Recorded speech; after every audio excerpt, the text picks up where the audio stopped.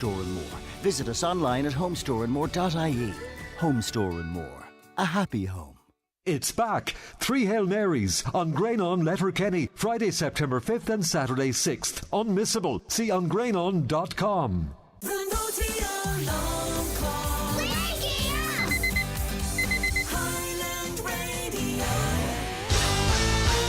Well, he's back on a day that we're giving away $2,500 cash. I only come back for the money, boy. You're coming back to give away the money. That's going to be mighty. It's going to be a great Friday for everybody. The weather's great and the great buzz about the place. But it's going to be extra special for somebody out there. €2,500. That's a nice chunk of cash, isn't it? What would you do with it, Lee? What would I do with it? Chicken feed? Chicken feed. I got a supplier there now, $17.50 a bag. Greg bought me 2 bags. You got your 20. Did Caroline give you the €20? You got a tip. You made money out of me. Hardly. If you took my time, petrol expenses. This is what I explained to Wee Lee. Small talk. Wee Lee wanted to give you €17 on the nose. I says, look, give him the 20. Well, he didn't lick that off the grass. You're the tightest person I've ever met. But you see, but there's a balance where you don't be so tight, you know. Looking for a VAT receipt for €17. I mean, what's wrong with you? Do you get a VAT receipt?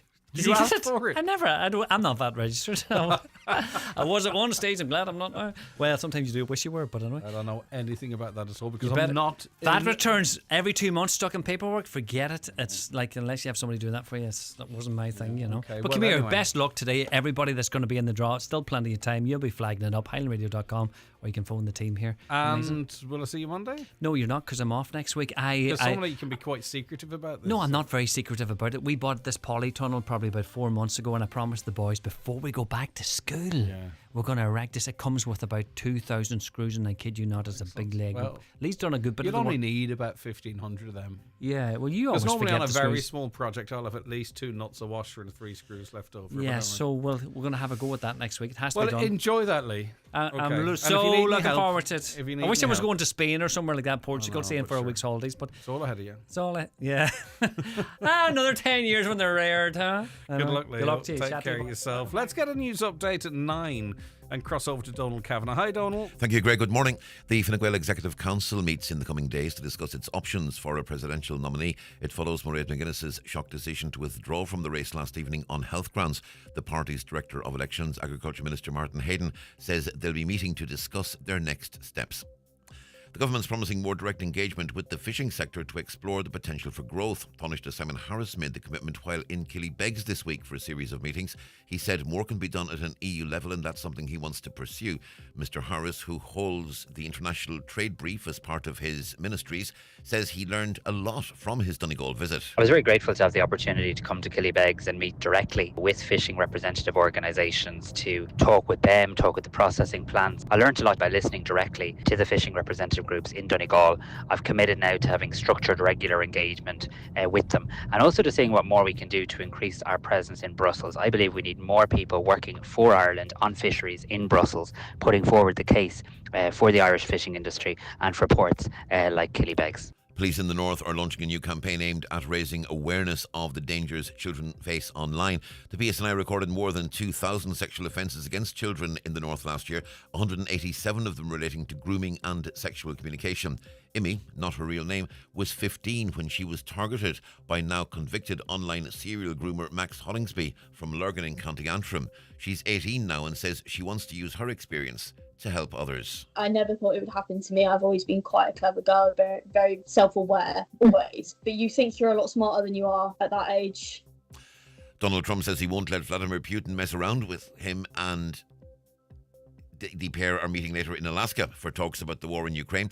The US president is warning if the meeting doesn't go well, there could be a potential for sanctions against Russia.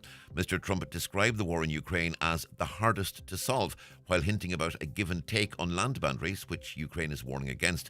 Former NATO Deputy Secretary General Rose Gottmuller says there's been one standout comment from Mr. Putin ahead of today's meeting. I take note of the fact that he said in mutual interest of all parties, which I think is very important. Up to this point, he has tended to denigrate Ukraine, denigrate Ukrainian President Zelensky, and say, you know, this is really going to be a deal, or implicate that this is going to be a deal between Moscow and Washington, between me and Trump. Hospital admissions for eating disorders among children have more than doubled in 5 years. Between 2018 and 2022, there was a 121% rise in hospitalisations for under 18s. With more, here's Emily Keegan. In 2018, 170 children were admitted to hospital for an eating disorder, with that figure rising to 375 in 2022. Anorexia nervosa was the most common eating disorder diagnosis for under 18s to psychiatric hospitals, accounting for 91%, according to research in the Journal of Eating Disorders. Overall, there were more than 1,500 admissions, with 3/4 to acute medical hospitals and the remainder to inpatient psychiatric hospitals. Figures peaked during the pandemic, with 538 admissions during the height of lockdown in 2021. 9 in 10 admissions to acute hospitals were female, with the average age about 13, and in psychiatric hospitals 95% were girls and the average age was just over 15. Weather forecast, it'll be dry and warm today with good spells of sunshine. Top temperatures 20 to 22 degrees Celsius with light northeast breezes. And that's Highland Radio News. We're back with news again at 10 o'clock. Check all the latest news on highlandradio.com. But for now, from the news team, good morning.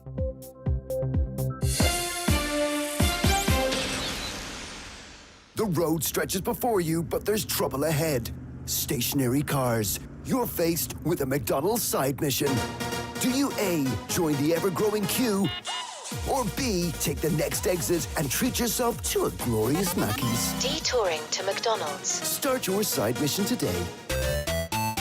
And now, it's time for the talk of the Northwest. The 9 to Noon Show with Greg Hughes on Highland Radio. Hello and a very good morning. 5 minutes past 9 on this Friday the 15th of August. You're very welcome along to the 9 till Noon Show here on Highland Radio, and it is a wedge show as always. Our Friday panel is assembled. I'll introduce them to you very shortly. As you heard a little earlier on the show, we also have $2,500 to give away a little later on in the programme. I'll tell you more about that and so much more besides. We want you involved in the conversation, of course. 086 60 25,000. That's the WhatsApp and text number. Or give us a call on 07491 25,000. If you prefer, it's emails to comments@highlandradio.com. And of course, watch the show. Go to YouTube, Highland Radio Ireland, on your phone, your laptop, your smart TV, your Fire Stick, and we're on Facebook as well and on the X platform. John McAteer is editor of the Tyrconnell Tribune. Good morning, John. Morning, Greg. How are you? I'm doing fantastic. How are you keeping? I've just been out walking. Very good. Where? Just walked the dog. Why? For half an hour. Why? The dog likes to get a walk in the morning. All right, I see her there. She's looking sprightly anyway. Do you not like getting a walk in the morning? Getting up for me seems something of achievement. Catherine Noons, lawyer and former Fine Gael senator. Catherine, lovely to see you. Good morning. How are you? I'm fine. The scenery not quite as nice as the last time we had you on, or I was on with you. Oh, it's nice. It's nice here too. Look. Well, that's beautiful too, in a way, isn't it? Lochswilly, yeah. Lochswilly. Just go to the end of your garden and cast me fly in there and see what I might Yeah, get. exactly. See how you get on. Emer McGuinness, who is manager of Donegal Mart. Hi, Emer. Good morning, Greg. How are you? Lovely. Great to see you. Thanks so much for joining us. How's everything in beautiful Killybegs? Oh, lovely. Excellent. Very Okay. peaceful. Do your double doors let much of a draft in? Not one going off No. track. They don't. All right. Well, we've a set in the house, and you might as well. Might have the shortly. Right, okay. Well, Taoiseach Simon Harris has said there's a great sense of shock in Fine Gael following Mairead McGuinness's decision to withdraw from the presidential race on health grounds. In a statement released yesterday afternoon, Ms McGuinness said the decision was not taken lightly and followed a stay in hospital last week. Independent TD Catherine Connolly, who launched her bid for the Irish last month, said Ms McGuinness's decision came as a shock. She's now the only official candidate in the race. And first and foremost, we wish Mairead McGuinness, or I wish Mairead McGuinness the very best in whatever health challenges she has or is facing. I'll start with you, Catherine, if that's okay. You know, this is a shock. Mairead McGuinness, a very high-profile person, and would have been very much in with a shout. Obviously, she's felt she's had to make that decision, and I think it's come as a shock to everyone, really, in Fine Gael. They just simply didn't see this coming, but primarily, obviously, concerned about her well-being. Absolutely, yeah. And I think she had a super chance to become president, and I think we're all very sad that she has, these health issues that have clearly, she's made a very difficult decision. I mean, you can imagine how conflicted a person would be where they're polling as being kind of favourite to win an election, and they're a seasoned politician all their lives in politics, in one way or another, and they're left with no choice but to pull out of the race. It's a very difficult one for Mairead on a personal level, and like you, I wish her the best. And it does, I suppose, throw the whole election up in the air. In a sense, it's anyone's to win now, and there's only one declared candidate. So it does make for an interesting few weeks for political correspondents who are probably a bit bored during the summer, with the lack of activity in the Dáil. So yeah, it'll be an interesting few weeks to see who comes out of the woodwork now, and even in Fine Gael, there are a few potentials. So yeah, it'll be interesting, and the time is tight. Yeah, and it might be one of those that had already perhaps ruled themselves out that might be or they might try and sort of talk them back into the race, because there are still some very high profile, well known, broad appeal candidates in there. No, definitely, possibly. I mean, it is a difficult thing to declare that you're not going to go for an election, probably, and then come back and say, actually, my heart is in it now. So that is a dynamic, but not one that you couldn't explain, I suppose. So yeah, there are at least 5 or 6 potential candidates. So it'll be interesting to see who actually makes a run for it. Yeah, John McAteer, I mean, obviously, as we've just mentioned, Catherine Connolly, the only name in there, Fianna Fáil, Sinn Féin, and now Fine Gael, really, I suppose, have yet to really properly show their hands. And as we heard from Catherine, their time is tight. Yeah, well, Mairead McGuinness's decision yesterday was on health grounds. It was a big shock to everybody. She was polling well on the Red C polls, and most all others. She was way ahead of everybody, especially within Fine Gael, because they didn't seem to have any other candidate. Heather Humphreys withdrew. Sean Kelly was the last one to pull out because he was under 10% in the opinion polls and just didn't seem to be going anywhere. He's based in the South constituency as an MEP, and has been there for a number of years. Mairead McGuinness has been there as an MEP since 2004, and more latterly as a commissioner. A high-profile name. Surprisingly, I suppose nobody was nominated.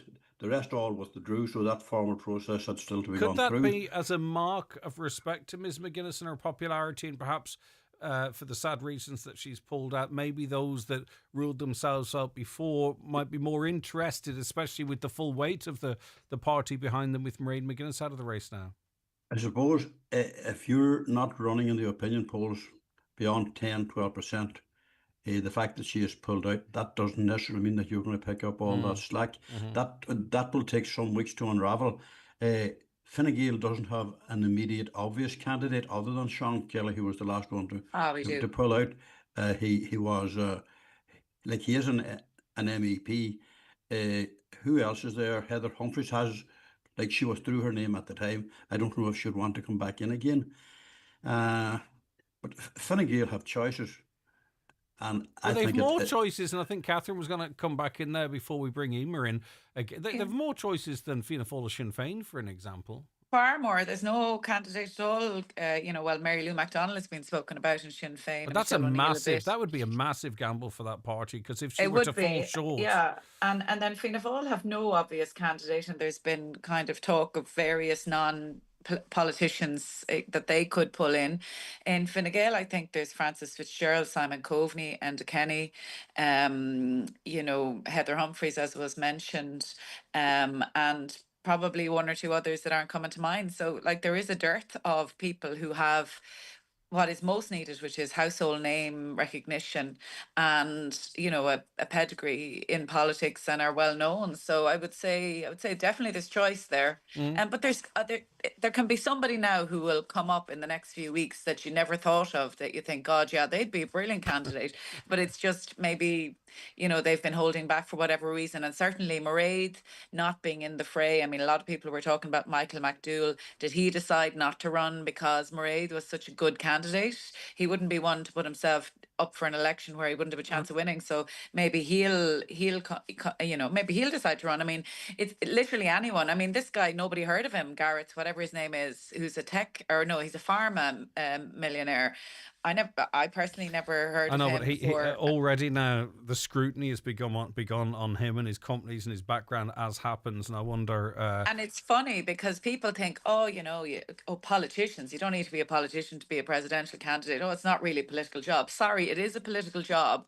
And Gareth has learned in the last few days that having the skills that are required around just simply answering questions and knowing the level of scrutiny, it is a profession in that sense, definitely. I think Emer McGuinness, we heard from Catherine Noone referencing, political journalists having something to write about. I mean, the speculation for me is getting a wee bit boring now. I would start, maybe my interest might build a little more if we had some, established candidates in there and some idea of where we're at, what are Fianna Fáil going to do, where can Sinn Féin go, who else could emerge that we're not necessarily aware of just about now, Emer? That's it. We don't really know until we hear a few more names. As they said, we did talk about Pat the Cope. I thought he'd be an excellent choice for our president. And I don't agree. I do not think that you have to be politically minded to run for the president of Ireland. We have so many wonderful people and people. I do understand what you're saying, Catherine, with regard to the scrutiny and everything that goes with it. But I don't think you have to be politically aligned to be a great president for the country. I think it's more. No, I don't think you have to be politically aligned. I think it's more actually. Maybe if you've got a political background, you understand the realities. You chuck your name the into reality the ring. of what Next comes thing with you it. know, you get the scrutiny. Yeah. Oh, look, you get scrutiny if you put your head out there to do anything in this country. But we have. I'm really looking forward to seeing who will come forward, because I do think it was a one-horse race. Everybody just assumed, and people were probably afraid to go forward against Mairead McGuinness. And I do wish her the best with her health and her recovery, whatever she's going through. Do I think she would I have been giving her my vote? I don't think so. I think she was doing really well where she was. And I do think she's a good politician. Putting her in as president, that wouldn't have been. I was looking forward to seeing who else was coming forward. So. Somebody within Fianna Fáil is bound to come forward. I mean, they've got Bertie Ahern. I mean, what is wrong with Bertie Ahern? Are they afraid of him? You tried to put the cat among the pigeons this morning, John. Is that absolutely? Is that a rhetorical question? I'm only joking. Bertie Ahern is running at 15% in the polls. The reality is within Fianna Fáil. Is it possible, right, that you put someone forward like Bertie Ahern, and we're talking about scrutiny, and he is a link to the past party. Does that then end up, though, having some sort of toxicity on the current Fianna Fáil party if everything that he's been associated with or the controversies is dragged up as well? Is that not a consideration, John? It might awaken them from their slumbers. They haven't discussed their candidate at parliamentary party meetings, as far as I'm concerned. So therefore, there's no way for the likes of Pat the Cope to have his view aired in there. This is all going to happen in September. The election is not that far away. It's going to be around that week of the 26th of October if the last two elections were anything to go by. Fianna Fáil don't have an obvious candidate outside of Micheál Martin, who's not going to be going for the presidency, and that's that. I wonder, were they thinking about going as a joint candidate with Mairead McGuinness and just leaving it at that, No. I wouldn't think so either, but I mean, they haven't made any moves of any kind. And that brings us back down to where is Sinn Féin at. But that also could be a tactic. Why put someone out there now, really, when everyone's on holidays and chilling and not interested in this stuff? Hold your fire, have a short, sharp run-in. Maybe it's tactical. As Catherine said there, this Gareth Sheridan came on the scene this week. He's an entrepreneur. He's the boss of Nutriband. We never heard tell of him. He's probably well known in commercial circles and business circles. He's probably better known outside of Ireland than he is here. He claims that he could have as many as 6 councillors backing him. Now, if you don't know a candidate, face recognition is one of the big things in politics. Bertie Ahern is going to win that race, hands down. he has been through all the tribunals. He came out of them, maybe not totally unscathed, but who would ever come out of it? A Who would he tribunal. get the votes, John? Like, I don't honestly know. He's still quite popular out there when his name was mentioned. You Well, know? I remember a time it didn't matter what he did. My parents Teflon, weren't yeah. Fianna Fáil. It didn't matter what he did. The more scrutiny he got, the more sympathy he seemed to draw from a generation. Is that still there? But Emer too, you know, like, we have to be realistic about what the role of president is, you know, and obviously we've had a long spell now with President Michael D. Higgins. You know, are people going to be motivated to vote for a billionaire business person? Really, given the I wonder who do we want? I wonder. You know, the person has to fit Conor the role McGregor, as well. maybe. Yeah, of course, Conor McGregor. you want somebody who's going to represent you well, who you're not going to be embarrassed by, that's going out to, you know, meet exactly. people. That's what you want. Somebody who has a really good reputation, who's a really good people person, who we're proud of. Who can exercise well in the ceremonial role. We don't. I don't think the public want someone who's controversial. Their powers are limited. They want someone who's presidential, don't they? Well, that's what I was saying with regards to Mairead McGuinness. Like, is she not a very important politician? Is she not wasted at? And I don't mean She's wasted. gone. She's gone from the commissionership, though. Michael McGrath has that commissionership now. So, you know, she was actually finished in politics as such unless she ran for something else. So I suppose this would be a natural progression for her in that sense. Yeah. But like at the same time, she's been out of Ireland, Catherine, for a good while, and yet on the opinion poll, she's way up there. She's the best that the Fine Gael has to offer, so anybody else is going to be second best to that. That's true. And like at the end of the day, there seems to be a reluctance on names. You know, there aren't that many big names. Michael Flatley, I don't see him going anywhere. It's hard to see him dancing his way into it. Like at the end of the day, I mean, that's a little bit of publicity as well, isn't it? I mean, I don't know. I mean, you know, would he be a good president? Would you like to see him as the president? Oh, I this sounds terrible, but the sort of. It sounds like he's pretending to put on an accent sometimes, but anyway, I'm not sure that matters. He's like a caricature of himself. Yeah, you know, but I mean, Oliver, yes, he seems Oliver okay. Callan would always be a good stand-in for him. Huh? Oliver Callan would always be a good stand-in for him. I don't know what Oliver Callan sounds like, because he sounds brilliant. like he's doing an impression. Absolutely brilliant. No, but he's fantastic. He's so fantastic. Even his own voice sounds like, it's like But I mean, Seth MacFarlane. You don't know what he actually sounds like. Like, you're sitting here this morning, do we see any candidate there that's going to win the presidency? Is there anybody obvious? One will come. Yeah, definitely. You have nobody down about Killybegs, have you, Emer? No, I don't think so. Mary Coughlin's the closest, isn't she? She's already thrown her hand Mary out seems to for- have opted out of politics. She's too busy in the GAA. Yeah, but you have to think about someone's national draw as well. Well, Bertie, I would agree with John that Bertie definitely has the profile, and like in a sense, maybe he's been through the ringer in terms of scrutiny over the years. That would there be the same level, because there's a kind of acceptance of his slight dodginess. Well, you see, you could do it. you know. He might have to suffer a week of that, Yeah, and but then he's you can't so keep adept. writing the same stuff, you know. Yeah, he's so adept at kicking things back, and he has that likability factor, which I think is a much underestimated commodity. You know, where Bertie Ahern I think- versus Enda Kenny would be a fascinating conflict. I mean, I do think Enda would go very Kenny, well as well. he's- Yeah, I do he think he'd is- go very well. as He's a another president. one of these definitely would, yeah, politicians he that definitely people would. like. Yeah, he's a very likable person, and it never ceases to amaze me how much people. Or not ceases to amaze me, but it strikes me that people have really underestimated Enda Kenny over the years when you think of what was achieved in that difficult time. You know, bearing in mind that I suppose I come at it looking through a different prism to other people, but you know, he is really well liked internationally. Like that never ceased to amaze me. That Well, so's Eamon people- Ryan. they- Eamon Ryan people have is- really not forgotten Enda Kenny. The Americans loved him, you know, and I think people have a quiet respect for him, you know. So, Eamon Ryan is But incredibly Catherine, popular they, outside. they always had. They always had that yeah. respect for him. Emer- He was a countryman, Yeah. and that Dublin four set never accepted him. But I mean, Enda Kenny got out and about amongst the people. He was a very hands-on politician. He was down to earth, and he represented the people very, very well through very, very difficult times. He'll be a great candidate. And Emer, you know, the reality is there might be some people listening today that might be texting in, can't believe you're talking about Bertie Ahern, or can't believe you're talking about Enda Kenny, I can't believe what they did to this country, or whatever it might be.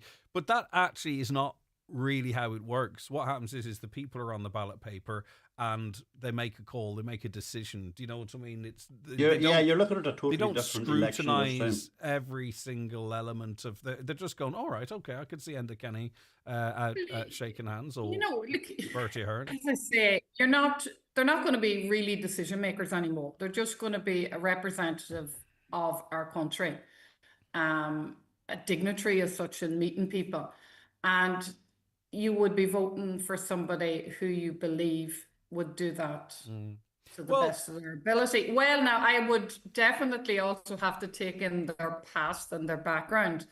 And yeah, that's why I thought Pat the Cope would be brilliant. So, but I don't know if Pat would give up all he has to... He would. He told me that. Did he? Okay. I just think he'd be wonderful. He's a great people person. He's just, It's okay. I think see. he'd be a great candidate. John McAteer, obviously, President McAteer sounds good. You've got the dogs. Oh, you got the dog. Well, right? I've got one dog. Well, you've got the dog. Yeah. Hardly have a second one. You're kind of presidential. You come across as that, and you certainly could fit into that's that. So big, nice of you. You could fit. You into don't house. mean one single word of that, so you don't. We'll be back with more after the break. The 9 till noon show is brought to you by Letterkenny Credit Union, offering low-rate car loans with fast approval. Apply online at letterkennycu.ie or in office today. Getting your first electric car is like meeting your partner's family for the first time. Nerves are normal. You were stressed about awkward silence with her dad. Now you chat for hours about sport. You worried her mum wouldn't like you. Now she likes you better than her own son. Likewise, once you experience how great an EV can be, you'll never look back, especially if it's a Skoda. Order your electric Enyaq or Elrock today. Skoda. Your local Skoda dealer is DMG Motors, Clare Road, Donegal Town. Telephone 074 9721 396. TFI Local Link, Donegal, Sligo, Leitrim, operates regular rural bus services in Buncrana, Donegal Town, Muff, Mofil, Greencastle, Letterkenny, Carndonagh, Mallinhead, Ballybuffet and more. For more information, visit www.locallinkdsl.ie. TFI Local Link is part of the Transport for Ireland network. Discover amazing deals at Floyd's Restaurant, Ballymagori, Strabane. Enjoy a 2-course menu for £19.95 Monday to Friday, Euro for pound night Wednesday and steak night Thursday. Sunday carvery from 12:30 to 3:30. Party packages and function rooms available. Call 02871 382905 to book. Get top label clothing and footwear for less in the big summer sale now on at Watson Menswear. A great range of shirts, polos and t-shirts at half price. Get 2 denims for €70.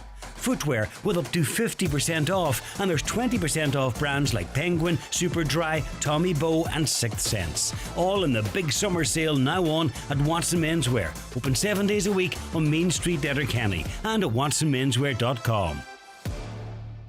Highland Radio Time Checks brought to you by EirGrid, the operator and developer of Ireland's electricity grid. EirGrid, powering up communities, powering up Ireland.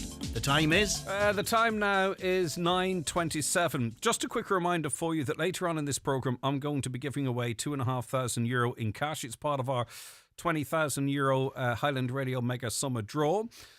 So there are a number of draws this week. Then there's £2,500 the following week, £2,500 the following week, £2,500 the following week, and then £10,000. So there's 5 draws in total. If you want to be in all of those draws, then now's the time to buy your ticket because time is running short. So you can go onto our website, perfectly safe and secure, highlandradio.com, buy your tickets. You can get them for as little as a tenner. 5 for 50, you can get 1 for 15. It's up to you, whatever you want to do, but obviously please only do it well within your resources. And if you want to give us a call here, you can call the station 07491 125,000, and I guarantee every single one of you that calls and books your tickets, we might have to call you back, but you will be in all 5 draws. I'll tell you a little bit more about that, but now is the time to enter in all of those draws if you wish. A caller says, not a fan of Pat the Cope, but I'd like to see a Donegal man there. Yeah. Another, the president must be seen as above day-to-day politics. Therefore, it's more suited to a business person as opposed to a politician, says another. I think Michael McDowell would make an excellent president. Right pedigree, brilliant thinker. That comes in from Liam in Buncrana. A caller says, a waste of taxpayers' money, jobs for the boys, another big salary for doing nothing, no influence on anything to do what's happening in the country. Roll up, golden egg for a retired minister out to graze for 4 years in splendour. I don't agree with any of that at all. I think we do have to have roles. We are you see, we're used and maybe spoiled with three great presidents, from Mary Robinson, Mary McAleese, and now Michael D. Higgins for the past 14 years. I mean, they've set the bar very, very high. They're neither business people. They just carried the role of the office of presidency to a new level, and they all came out and about amongst the people on a very regular basis, and they became very much of the people. Yet at international level, they could go to the United Nations and hold Ireland in the highest esteem, and that is very much of what the role of the president is all about. None of them were business people. They never needed to be.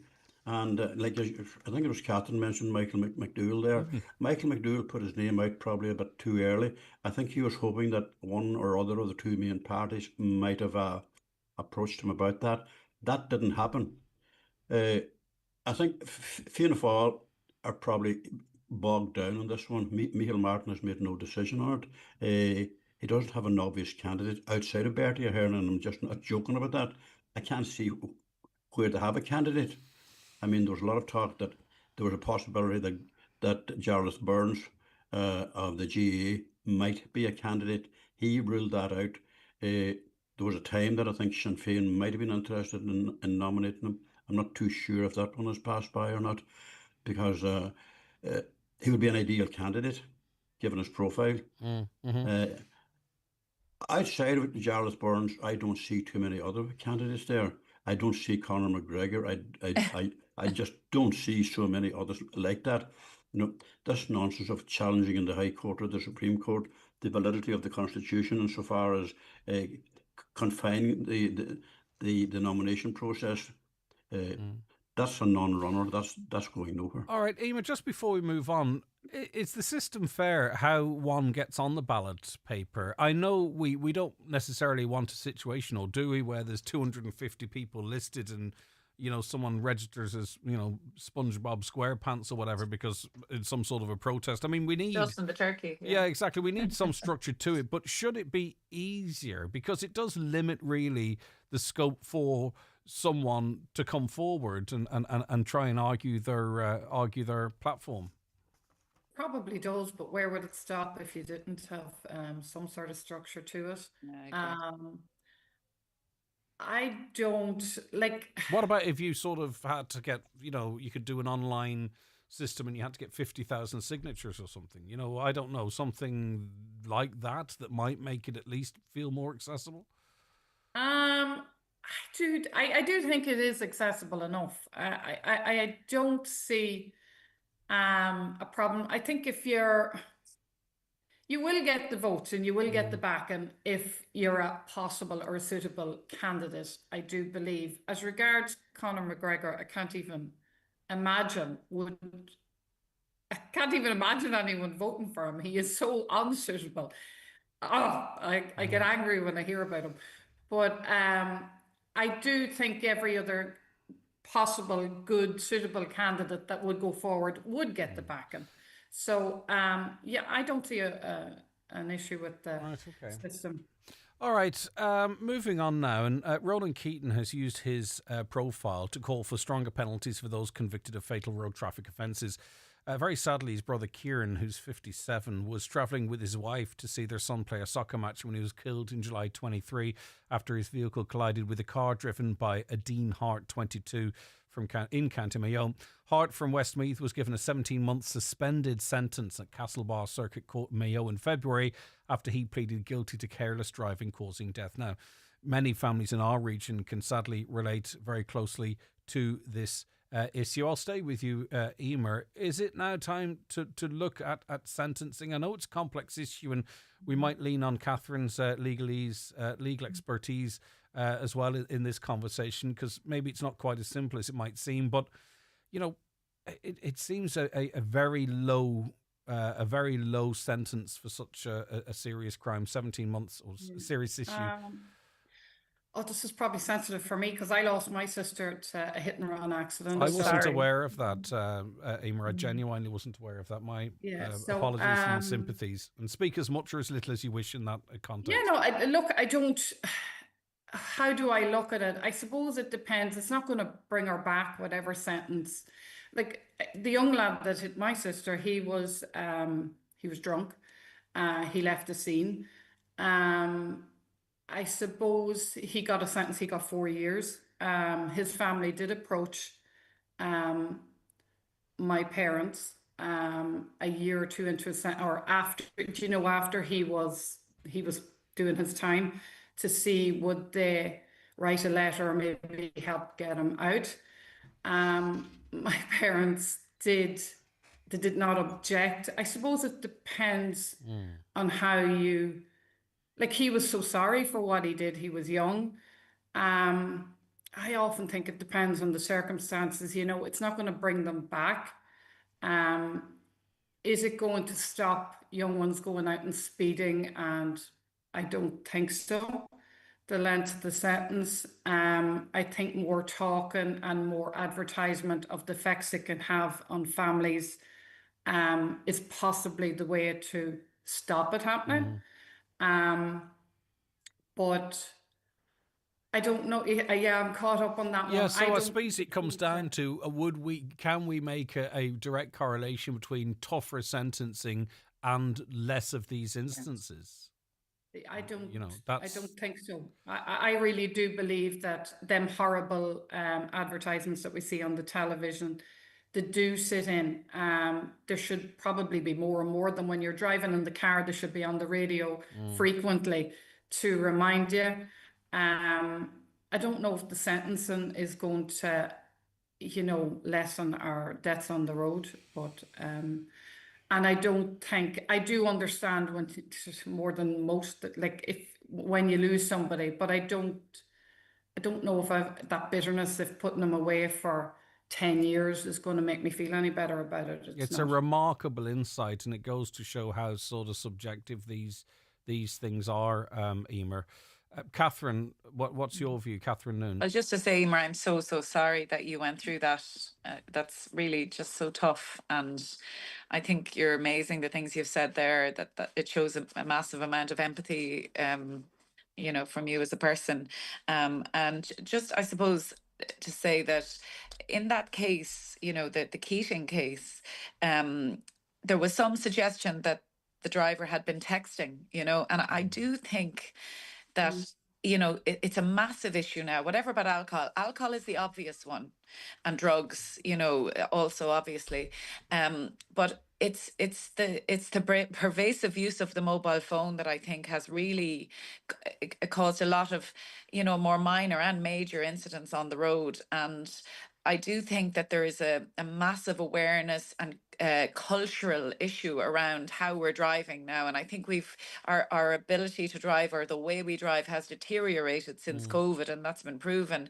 And I'd agree with Emer wholeheartedly that I don't think any young person, not to pick on young people, but the statistics show that young people tend to be involved in more accidents, but I don't think any young person thinks, oh, I won't get into the car and drive tonight with drink on me because I might end up in prison for 10 years because I killed some other poor unfortunate person. We try and sort of use the fact that you could die yourself or be very seriously injured, and that is not 100%, let alone a custodial sentence. Just taking responsibility, realizing that a car is a lethal weapon, in certain circumstances. And I'd say in Donegal in particular, why aren't there more posters up on the roads? Why I know the schools do a certain amount with young people.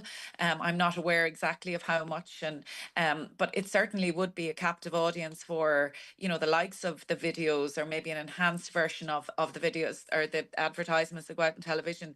Just the sentencing, as a lawyer, I've never really seen that sentencing has the effect of changing behaviour.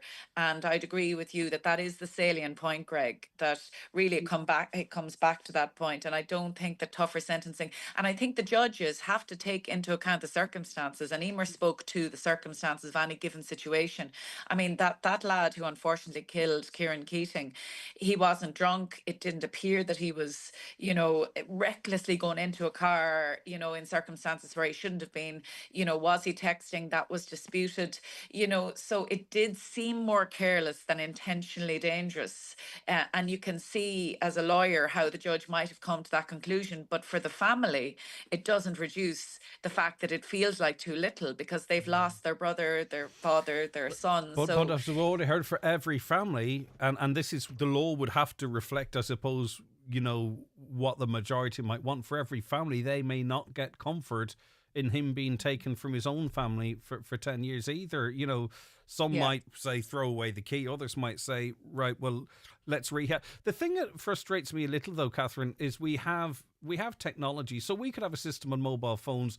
They've got gyro sensors within them. So if you're traveling above 15, 20 kilometers per hour, that it might say, and obviously we'd have to figure out whether it's passengers or drivers, but there has to be a system whereby someone has said, you are moving quite rapidly. Is it safe for you to text or something? Just something to tweak people's minds. We know we can't fiddle with certain controls in the car when the car is moving. Why not have that? Why not introduce that technology into the phones? Yeah, that 100%, would be I'd agree with you, realistic. Yeah, 100%. But also you could apply that logic to speed as well, which probably would be more important even, that you'd have limiters in cars, which does exist in the likes of Canada, and I'm not sure what other countries, and we haven't introduced that here. And, they are measures that would have a massive effect. Yeah. But the greatest resistance from all of that would come from the majority of people. 100%. And you'd have the libertarians saying that it's interfering with our choice and all of that. But really, when it comes to safety of people on the roads, I would be very conservative and very willing to be supportive of measures like that. 100%. Right. John, your views on it, broadly speaking? My views are very basic, as they always are on these things. We don't have the enforcement legislation there. We have the legislation, but it's not being enforced. There's nothing can bring Kieran Keating back, and so it is with many other families. And we think of the families up here in Donegal and the wonderful campaigns that have been going on through Park and groups like that. And obviously they make a big difference, they make a huge difference. But enforcement, Gardaí are not being given the tools, they're not being given the finances to go out and put on checkpoints. And I mean, we're out driving all summer, and I've never seen more reckless driving all over the place there over the August Bank Holiday weekend. Driving through junctions at high speeds, totally reckless driving, yet there isn't a Garda in sight. And when you talk to the Garda, but when the guards that are report there, yesterday, that report yesterday is very. Let's bring in the Crow. Let's bring in the Crow report, because whatever guards are out there, the majority, thankfully, are professional, dedicated, and productive. But the Crow report found that in the traffic corps and those out on traffic duty, a significant cohort of officers were disinterested, have a poor work ethic, and were ignoring offences on purpose. Now, John, that would bother me more almost, because if anything perhaps could prevent a tragedy, it might be those guards given a hoot about their job.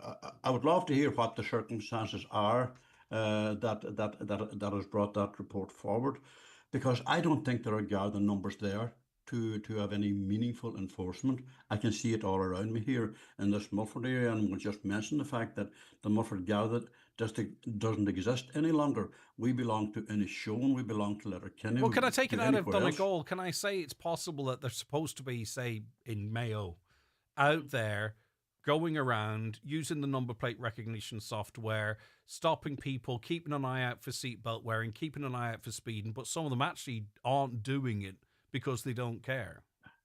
There's a whole lot of that going on there, but there is dangerous driving going on. And all legislation is only as successful in the manner that it's enforced. I don't think the road traffic legislation has been enforced. Okay. We haven't invested the kind of money in it. It's okay doing all these shock and awe campaigns. There could be a lot more done through schools to do a very good thing through Donegal Well, John, County can you Council stay there there one for a day in the second, because year. I want to come back to this, but I'm unfortunately I've overshot the runway here on the ads, and I want to get the views of all of you on the Crow Report too and its findings. But I'll return with John for that to finish that point, and much more from Catherine Noon and Eamon McGuinness after these. The 9 till noon show with Letterkenny Credit Union. Simplify your debts with a debt consolidation loan from Letterkenny Credit Union. Call us on 074 910 2126 or apply online via our app or in office today. If you're aged 59 to 70, we will invite you for a free HSE bowel screening home test. Screening can help find signs of bowel cancer early, before any symptoms show, making it easier to treat. Welcome to Cherrymore Kitchens and Bedrooms in Donegal Town. Discover affordable luxury with their bespoke fitted furniture solutions. With almost 30 years of serving Ireland and the Northwest, we're your trusted experts. Visit us Monday to Friday 9 a.m. until 5 p.m. and on Saturdays from 9 a.m. until 3:30 p.m. Book your free consultation today on 074 9725822 or visit cherrymore.ie. Cherrymore Kitchens and Bedrooms, where affordability and luxury combine. Hurry! The Hillary's summer sale ends soon. Don't miss out on up to 50% off hundreds of made-to-measure blinds, curtains and shutters. Plus, you can still get €50 off your blind order when you choose electric, making controlling your blinds a breeze. But be quick, these offers end 26th of August. And if you find the same product with the same service for less, we'll match the price. Book your free and home appointment today or visit hillarys.ie. The Hillary's summer sale ends soon. Don't miss it. Conditions apply. At Restex Beds, we are celebrating 50 incredible years in business. And we are introducing our brand new Glenveigh mattress, comfort that's as legendary as our half-century legacy. Experience 50 years of bedding excellence at Restex Beds, Mountaintop Letterkenny. Restex Beds, leave the rest to us. €75 per cow suckler scheme now open. In this week's Irish Farmers Journal, find out what new actions you must take to draw down full payment. Fresh slurry and fertiliser restrictions proposed. Brothers at loggerheads over the family farm. Don't miss our farm succession series with legal, financial and practical advice. We talk to farmers about share farming and leasing. New €4,000 grant for farm partnerships. Plus bumper coverage of Tullamore Show. All inside this week's Irish Farmers Journal. Don't delay when you get your bowel screening invitation. Call us today on 1800 45 45 55 or visit bowelscreen.ie. From the HSE. So, the Crow Report we referenced, it's a new report that found a significant number of Gardaí working in the road policing unit have deliberately ignored offences. The review by Crow Consultants is being described as shocking, stark and disturbing. It looked at the behaviour of 100 Gardaí involved in roads policing across 6 divisions, so it cast the net wide. It found the majority were professional, dedicated and productive, but says a significant cohort of officers were disinterested, had a poor work ethic and were ignoring offences on purpose. The report also outlined issues with training, equipment, fleet and structures. A lot of this stuff we already know, but I don't know what it must be like to be professional and dedicated and productive, to be working beside others that aren't it. And we talk about sort of morale within the force. Maybe that contributes to some of it. Caller says a lack of interest in the job. It's not just down to Gardaí. It's an entire generation of young people who think employers should be grateful they even show up, never mind do a day's work. Okay, I'll come back to you, John, bringing Catherine in on this. I mean, this can't be ignored. This is a really significant report and incredibly troubling. Yeah, it is very troubling, and I would agree with your comments that, you know, the idea of being a dedicated person working at your job every day and then colleagues just really, you know, not giving a damn. I mean, that must be a very frustrating dynamic. And one thing that was kind of stark reading was the fact that those in supervisory positions, you know, felt that there was a lack of effective sanctions, and that if they felt that if they did sanction, that they'd end up in some sort of industrial dispute situation. So there does seem to be a lot of dysfunction in the policing unit in the Gardaí, and I don't know exactly what to put that down to, because it can't be you know, you always underestimate a job. It's a bit like when somebody comes to do work on your house, you say it's only a small job because you haven't a clue how to do it. But, you know, it doesn't seem like the most onerous job to do, to sit on the side of the road and be able to catch a few people, you know, going faster than they should be. And, you know, and you have the equipment to do it. And some of them are going out for the day and coming back with not one offence noted, you know, going back in after a day's work. So are they working at all? So I don't know what percentage it is. I don't think the report clearly states what percentage of people. Well, the fall into majority is this 51, category. isn't it? So Yeah. So you know, it is very worrying, you know, and clearly there are issues with Garda numbers, and they spoke to training and different equipment issues. And I think there is investment going on for better cars and better equipment for Gardaí. And, you know, there were improvements made when it comes to Gardaí around the whole monitoring and, you know, videoing of situations. But it does speak to a rot really at the core of the road policing unit, which is very troubling. Very troubling. And I'm conscious that the work ethic in Donegal could be 100%. We don't know where these six places are, but we also have to remember too, it's not that long ago before when we had fabricated drink driving checkpoints and all that kind of millions of tests that never ever happened. So is this something that's carrying on from that? Is there a root and branch review needed of the entire traffic corps? But Emer, I mean, obviously, you know, we'd all like extra staff and better equipment, but when we go to work and we go to collect our money, I think the majority of us go in there and try to do the best we can. The majority of us, I'd love to actually see on this report. I find it interesting that it was released the same day that they launched the road safety campaign. Yeah. Why that day was it released? There's a number of things. I assume that the report will also take into account the age category or the age profile where the new Gardaí coming onto the system that these issues are with, or where the established, I suppose, Gardaí maybe near retirement. We'll probably not know them facts, but I'd like to think that the report will go into that and see. I do think it's like in everything. I was chatting to someone who was running a business there recently. He said on a Monday morning, you'd be lucky if you got people into work. The younger generation have changed completely. They don't seem to care as much about their jobs and their work ethic as we used to. I used to have to go to work if I wanted money to go out at night. I don't know, where's the young ones' money coming from now that they don't have to do that?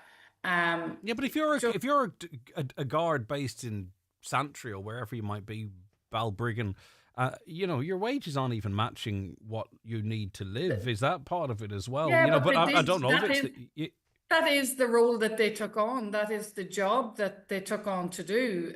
You know, regardless of what the wages are like. Sure, if you don't like them, and yes, I know they're not up to spec and they're not good enough and they need increasing, but they went down that road and that is their career choice and their career path. So they should do it to the best of their ability. I just think the younger, and that's why I'd love to see the report. Maybe I shouldn't say this, but I'd love to see. Yeah. But what is like if we did have that information? Are you of the view that maybe the younger Gardaí don't have the same work ethic, or are you suggesting that maybe those edging? But are you also saying those edging towards retirement maybe are just running the clock down, or do you believe they'd be more dedicated? I don't know what you're sort of pointing at there. I think that would be interesting to see them facts. Yeah, well, I think it'd be contagious too, wouldn't it? Like, you know, it'd be a cultural issue if it's something that's happening. You know, younger people are going to be influenced by what older people are doing, and your colleagues are influenced by what others are doing. So it's going to speak to a big cultural issue, I think, as well as anything else. I'm not just saying this, John McAteer, but any Gardaí that I deal with, you know, they're incredibly passionate about their job, especially in the traffic corps. They feel the loss of life very personally and genuinely come in here with a view to try and make a difference, to try and improve safety in our roads. And I'm just thinking on them and others, like these kind of reports, they're so ambiguous to an extent. It kind of would make you feel like, why am I trying so hard in my job? Because everyone might think I'm the one that's lazy. I've been inclined to ask a lot of questions about this. Do we have a dedicated traffic corps and the many officers are deployed to it across County Donegal? Do we have the manpower and the vehicles? And do we have the resources? My belief is that we don't have that. We So, know we don't. like what happens there, morale has got to fall off. If you have very dedicated policemen, and I know that we have, if they're not been given the resources, or if you're going out on that checkpoint, cut your time in half so you can get more checkpoints in. The report speaks to a lot of things, and there's a lot of other things that it doesn't speak to. Surveillance, manpower, enforcement. These things should be all part of that report, and they should be highlighting where the deficits are. It's not quite doing that. In fact, it's not doing that at all. I mean, 20 years ago, when we had Michael Harrison and people like that there in charge of the Garda Traffic Corps, they were very, very active. But all of a sudden, they began losing personnel, and I don't think that has been improved. I mean, you can't police almost 6,000 miles of road in Donegal with 2 or 3 I Gardaí. get you, but That's not going to fundamentally, happen. regardless what your job is, I really would be the view, if you don't like your job to the point where you're not doing it, find a different job. But to like your job, you would have learned in training school in Templemore and all these other places about the resources that there's going to be available to you. Yeah. And you suddenly come up here to this part of the country where Garda officers are scarce because most of them are in Dublin, to be quite honest with you. Listen, and that's that. Fascinating insight as always. I wish we had another hour. John McAteer, editor of the Tyrconnell Tribune newspaper. Lovely to see you. Have a wonderful day, please, and weekend. Thank you enjoy very the much. weather with your beautiful dog. Catherine Noon, thanks so much as always. Thank you. Look after yourself. Yeah. Take care. And Emer McGuinness, look after yourself as well. Thank you for your time today.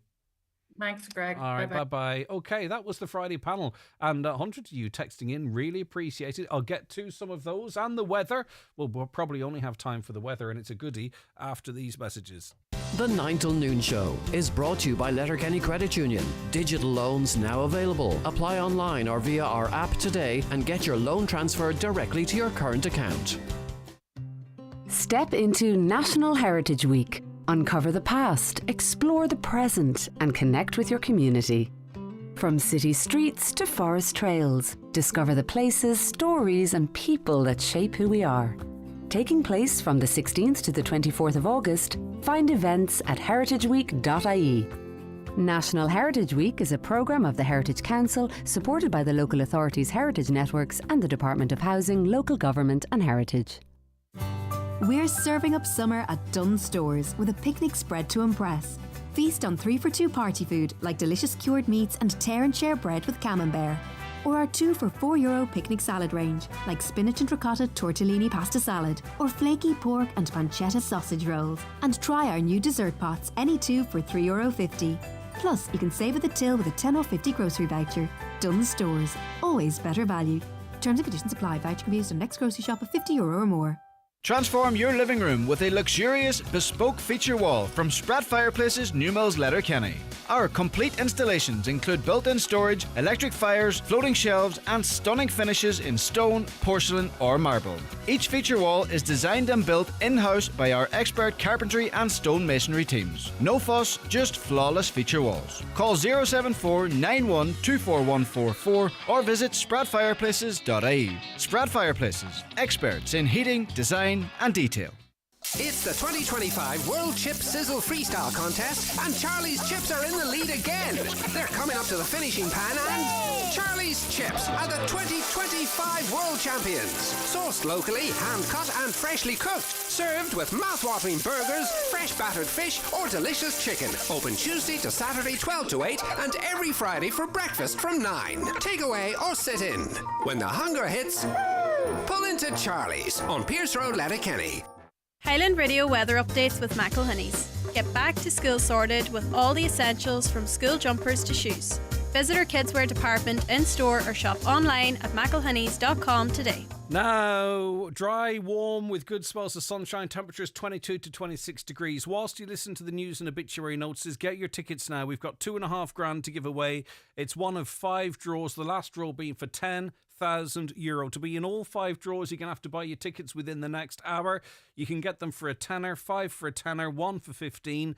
Don't miss out, by the way. This is a excellent draw for us here in our region. 99% of the tickets are bought local. The cash, generally speaking, goes local. So it genuinely could be you. The odds on this one much greater, much better than you might see even in winning 50 grand on the lotto, or 250 euro on the lotto, believe it or not.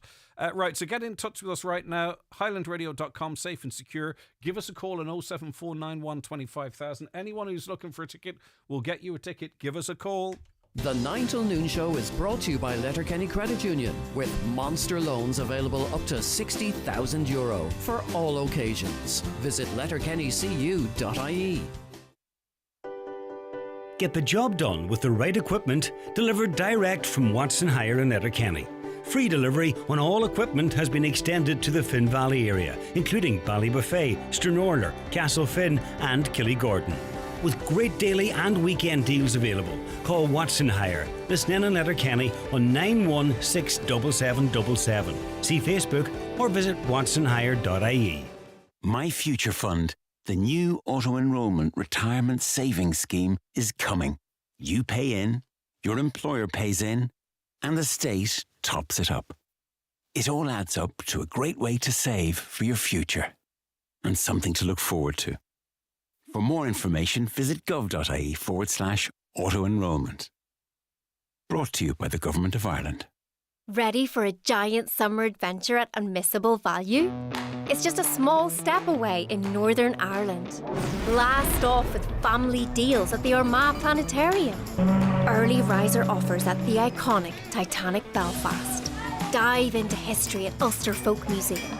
Free for under fives. Explore Carrickfergus Castle on the Causeway coastal route. Discover a legend at Seamus Heaney's homeplace, Balahi. And epic package deals at Lusty Beg Island Resort, Fermanagh. Book now for great value summer offers at discovernorthernireland.com. Indulge yourself with friends or a loved one at the Spa at Orchids at the Holyrood Hotel in Bundoran. A midweek or weekend spa break is the perfect way to escape from life for a while. Take a leisurely walk along the Atlantic coast. Enjoy a dip in our private pool, a plunge in our Canadian hot tub, and treatments of your choice before dining in one of the Holyrood Hotel's acclaimed restaurants. The Spa at Orchids. Book now at holyroodhotel.com. McGowan Hearing, your audiologist experts, now in Letterkenny, Buncrana and Carndonagh. Book your free hearing aid consultation in our clinic or your home across the northwest and beyond with Dara McGowan on 07191 00208. Live, on air, online and on the Highland Radio app. This is Highland Radio News.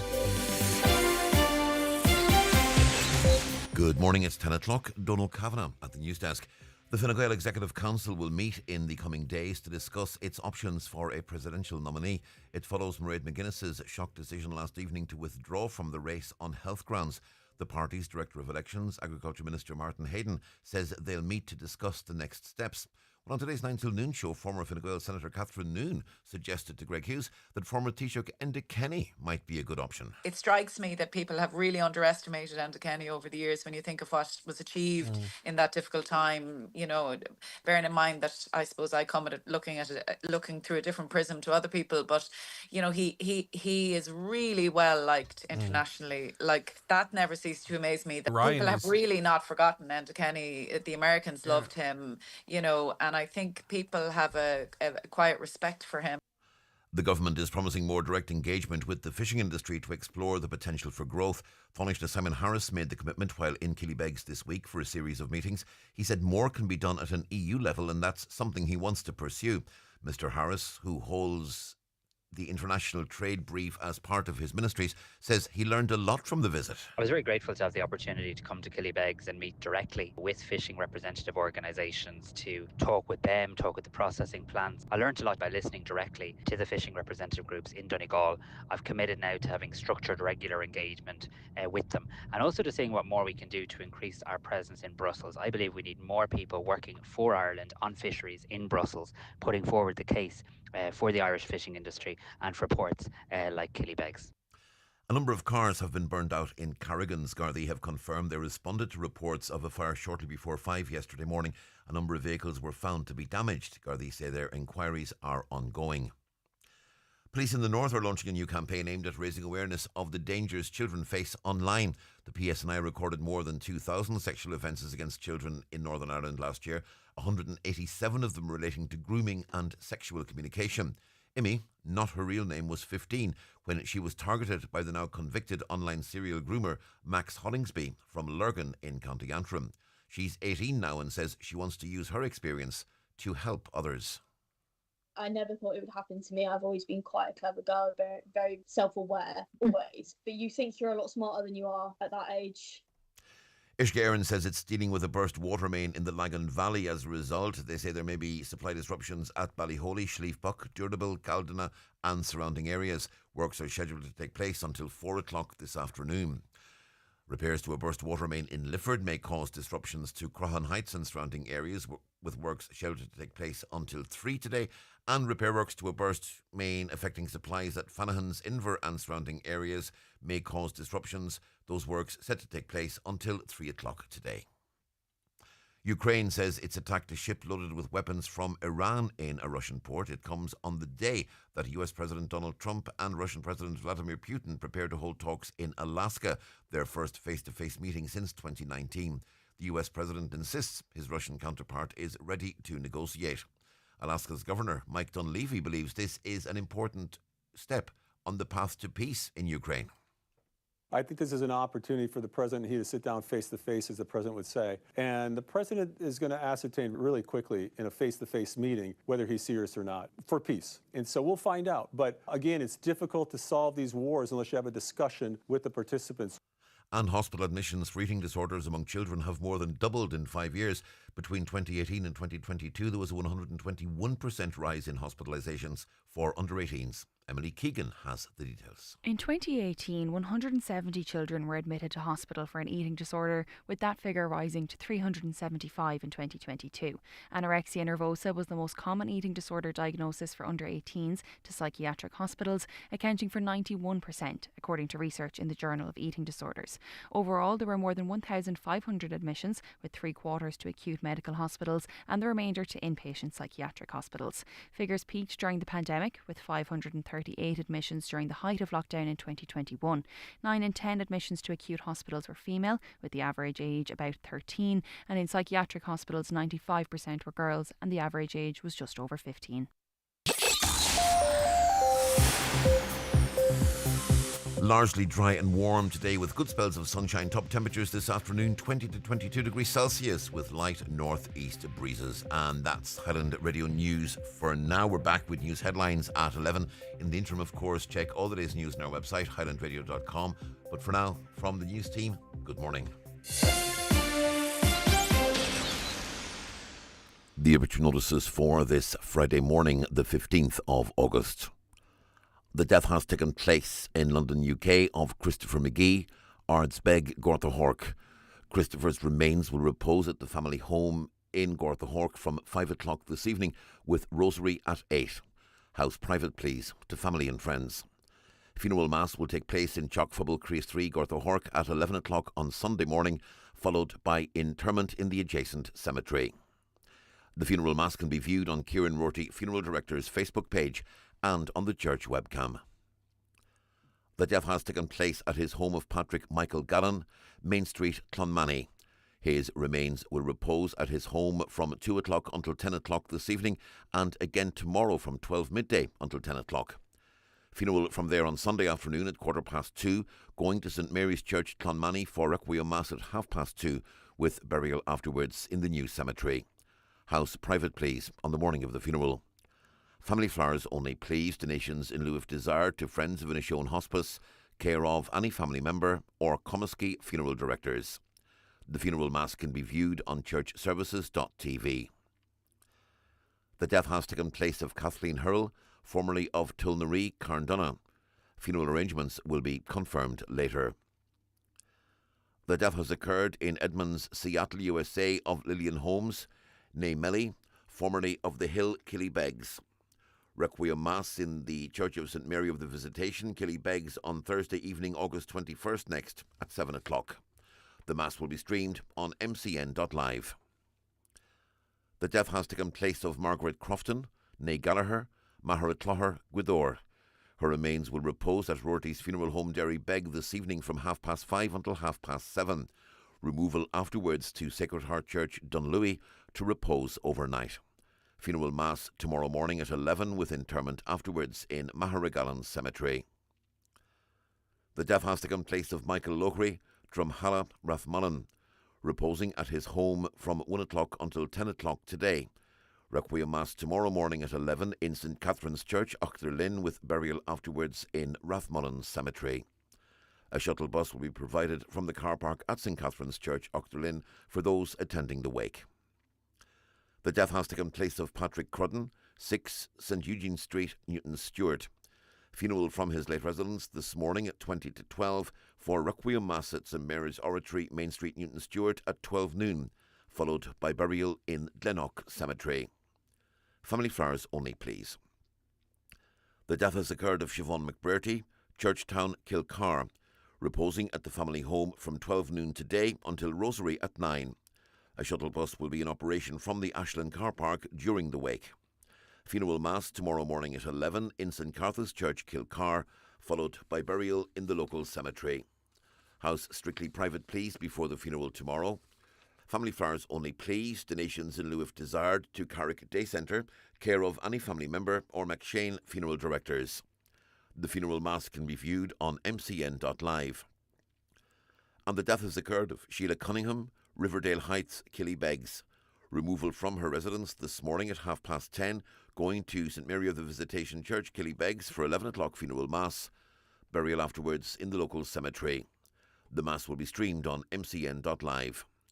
Family flowers only, please. Donations in lieu if desired to the Alzheimer's Society, care of any family member or McBrearty's Funeral Directors. For family information and more details regarding wakes and funerals, please go to highlandradio.com.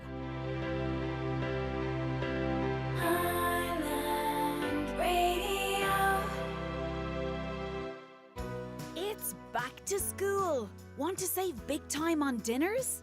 Aldi gets a good report.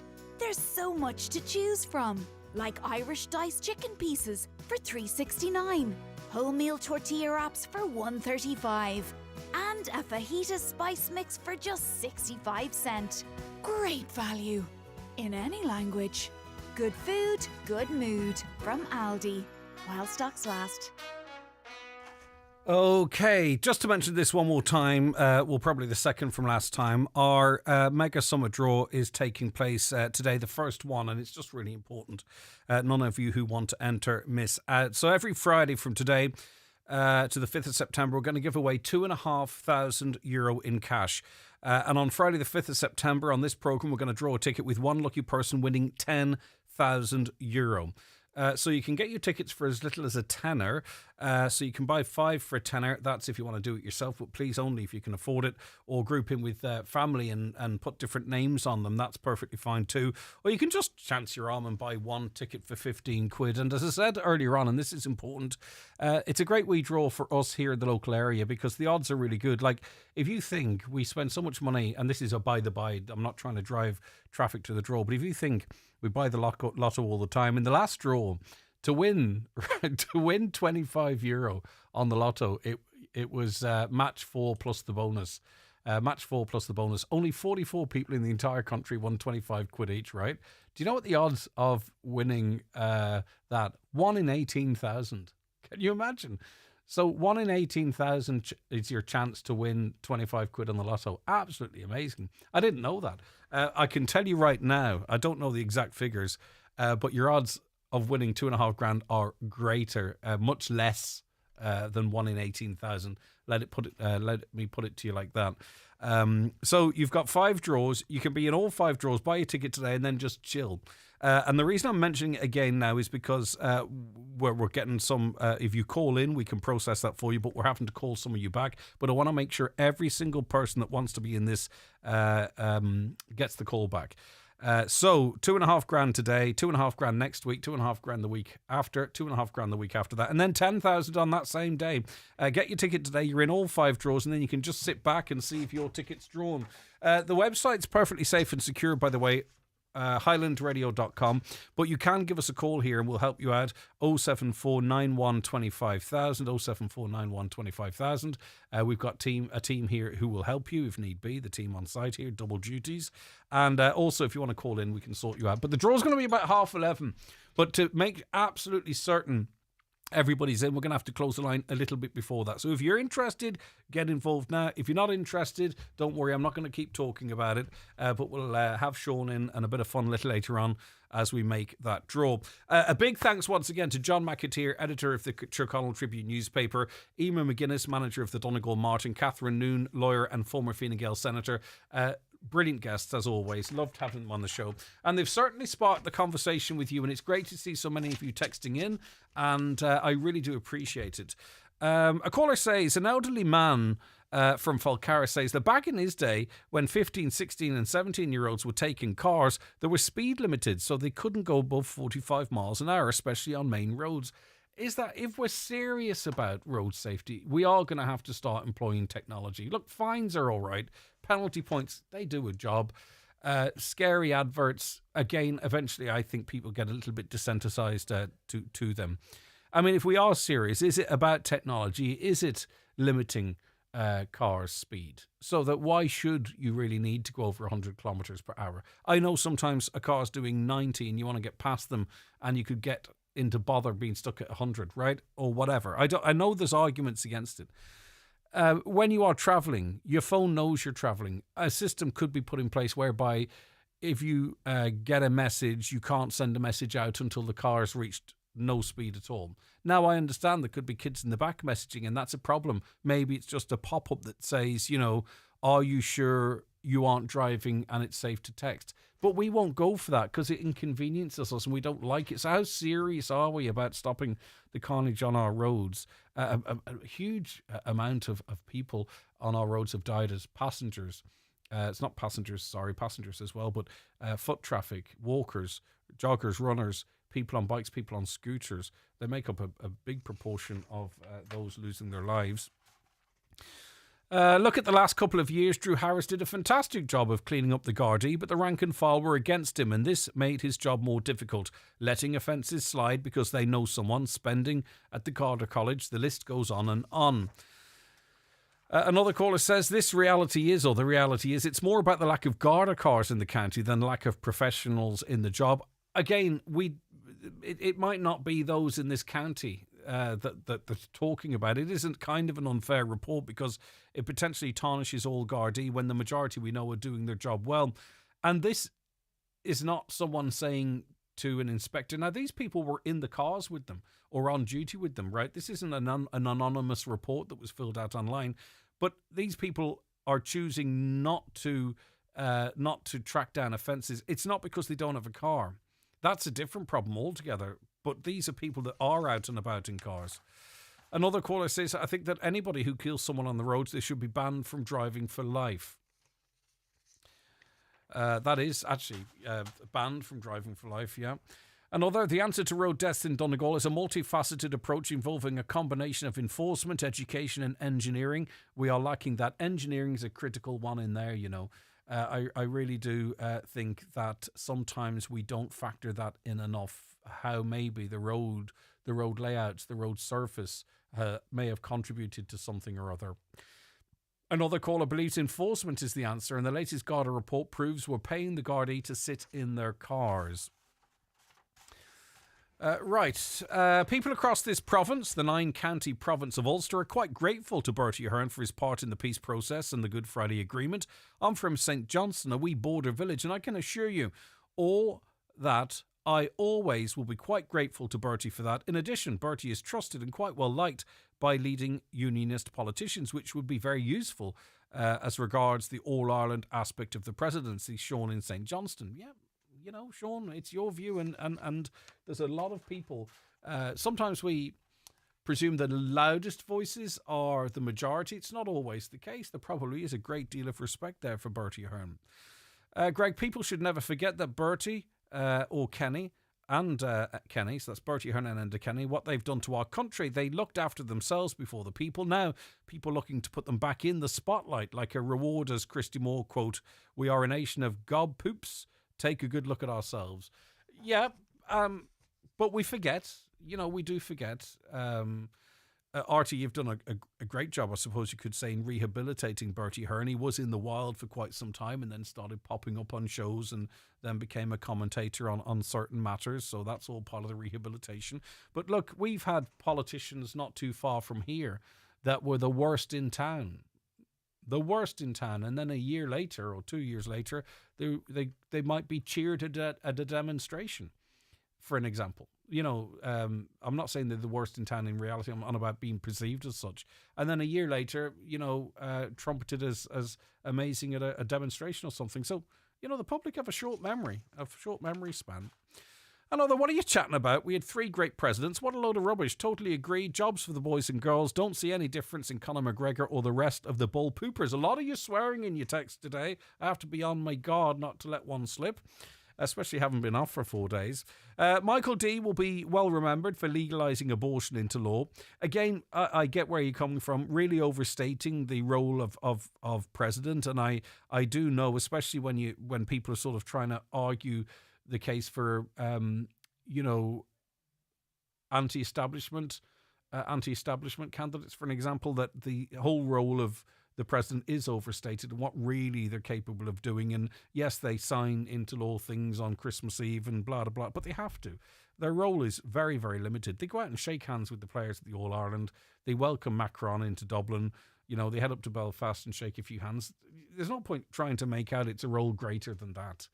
In history, he will be the person that signed the legislation, but in reality, that's, what the president does. You could pack it in. What does John not agree with? My comment, someone that took a big salary now back for more. Okay.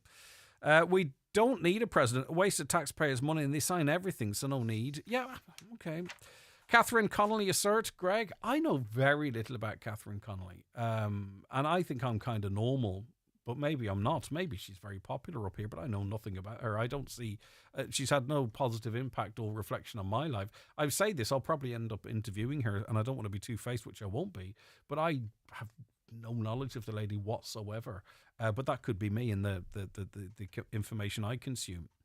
How the banks can extract $5 billion in profits and pay almost no tax in Ireland? Well, the richer you are, the less tax you pay. That's why we're mugs, you see. Hi all, I think Brian Dobson would be a great president. Thanks. Yeah, well, there's a name. For president, we need someone who knows the Constitution and is prepared to defend it. Again, I'm not really quite sure. Maybe that's the role people want of the president, to be the defender of the Constitution. But, the Dáil is and the Senate are the areas that are democratically elected to sort of legislate. I don't know. It might be worth teasing that out. Marion Harkin would make a great president, from Rosaleen Connolly. That's a good one for up here. Well done. Yeah, maybe. She'd be a good negotiator. A caller says, it's time we heard a better discussion on who and how people can stand for president. Surely every Irish citizen should be allowed to run the same as local elections. Who are the councils or parties to decide the candidate? Well, I'd be very interested in your views on that. I mean, I think certainly Emer McGuinness was quite clear in what she said, that, the right people will eventually end up running for president, but then using this system, some would say the wrong people have run for president. What would you think would be an acceptable bar to run for president? I mean, we can't have a situation, surely, or can we, where there's 200 or 300 candidates that I could just stick my name on the ballot and, use it maybe even as a platform to promote myself. Or maybe that's the way it should be. What do you think? And this is a literal call to text, 08660 25,000. Do you have to sort of rub councils up? I mean, to be an MEP or to get the backing of the MEP or the Senate's, we had people saying, oh, well, maybe councillors need to be paid more. And I'm like, when that was being said, I was like, really? Seriously? I mean, you're looking for the support from a council, but it's not the most popular of opinions, though some people do believe that to be the case. Fianna Fáil should run Bertie Ahern so the young people are reminded how corrupt Fianna Fáil are, but the young people won't vote. See, that's the thing. As there is so many wars going on, earthquakes, earth overheating, etc., would you ask today's panel, do they think this is the tribulation the Bible talks about? I don't know. I mean, anything written in the Bible is eventually going to be right. Once again, Letterkenny businesses will be disrupted due to unnecessary parades, which should be held in the town park. I've no idea what that's about, Caroline. Are there parades? Or is this Pride? Is it the Pride? I think the Pride kind of brings money into Letterkenny. It's one of those sort of celebrationary things, whether you agree with it or not. A little bit more like St. Patrick's Day rather than a protest. It's all full of joy and colour, if that's your thing. So I'm not quite sure. I've not heard anything negative from businesses in relation to that. You know, if a business person wants to sort of send us a message on the QT just to give me some sort of a sense what the business community think, I think the Pride events bring people and money into the town, and I don't think it's quite the same maybe as some other events that you might be referencing there. Again, open to correction. There's people know more about this than I do. Are you going to Oasis, by the way? 160-odd thousand are you going to Oasis this weekend? I kind of would like to, but I'd like to be helicoptered down to Dublin and parachuted into my seat and then picked up and taken home, if you know what I mean. What I'm saying is I couldn't be arsed with the aggro of going, nor do I have a ticket. But, I mean, are you going to Oasis? Are you looking forward to any interesting stories? Maybe you're a dad or a mum that enjoyed Oasis the first time round and you bring in your kids, or maybe they're big Oasis fans. Maybe you got married listening to Oasis and you're going down, or maybe you've got a little memory. Maybe you've met Liam or Noel. They're from Mayo, so who's to say? But I'm sure you're very, very excited. I'd be very excited. I'm kind of excited for you, and I'm not going. So are you going to Oasis? Why? What does it mean to you? What are you going to wear? Are you going to wear a bucket hat? I would love to hear from you. You know, let's mix it up a little bit, folks. You know, it can't be all serious all the time, can it? Speaking of which, we're going to do that draw around about 11:30. Shannon's going to be keeping me right. I don't have time necessarily to be all across social media. I do be on it flat out, but, you know, as she referred to me earlier on, I am an old fart. So maybe I'm not seeing what's happening, you know, in the cooler parts of the internet. So Shannon Wilkins is going to join me a little later on to keep me right. That and so much more besides. Who else do we have coming on in the show? Caroline, who's coming on in the show again? There's another guest coming on. Sean Feeney. Yeah, Sean Feeney's in. He's a very talented man. He's going to be talking about his new single. We're going to hear it too as well, live. And if you watch the show, you'll be able to watch the video live as well, I do believe. So that and so much more besides. So give me your Oasis memories. Come on, roll with it. The county's #1 talk show, The 9 till Noon Show on Highland Radio. It's time for Vision Ireland Bingo on Highland Radio.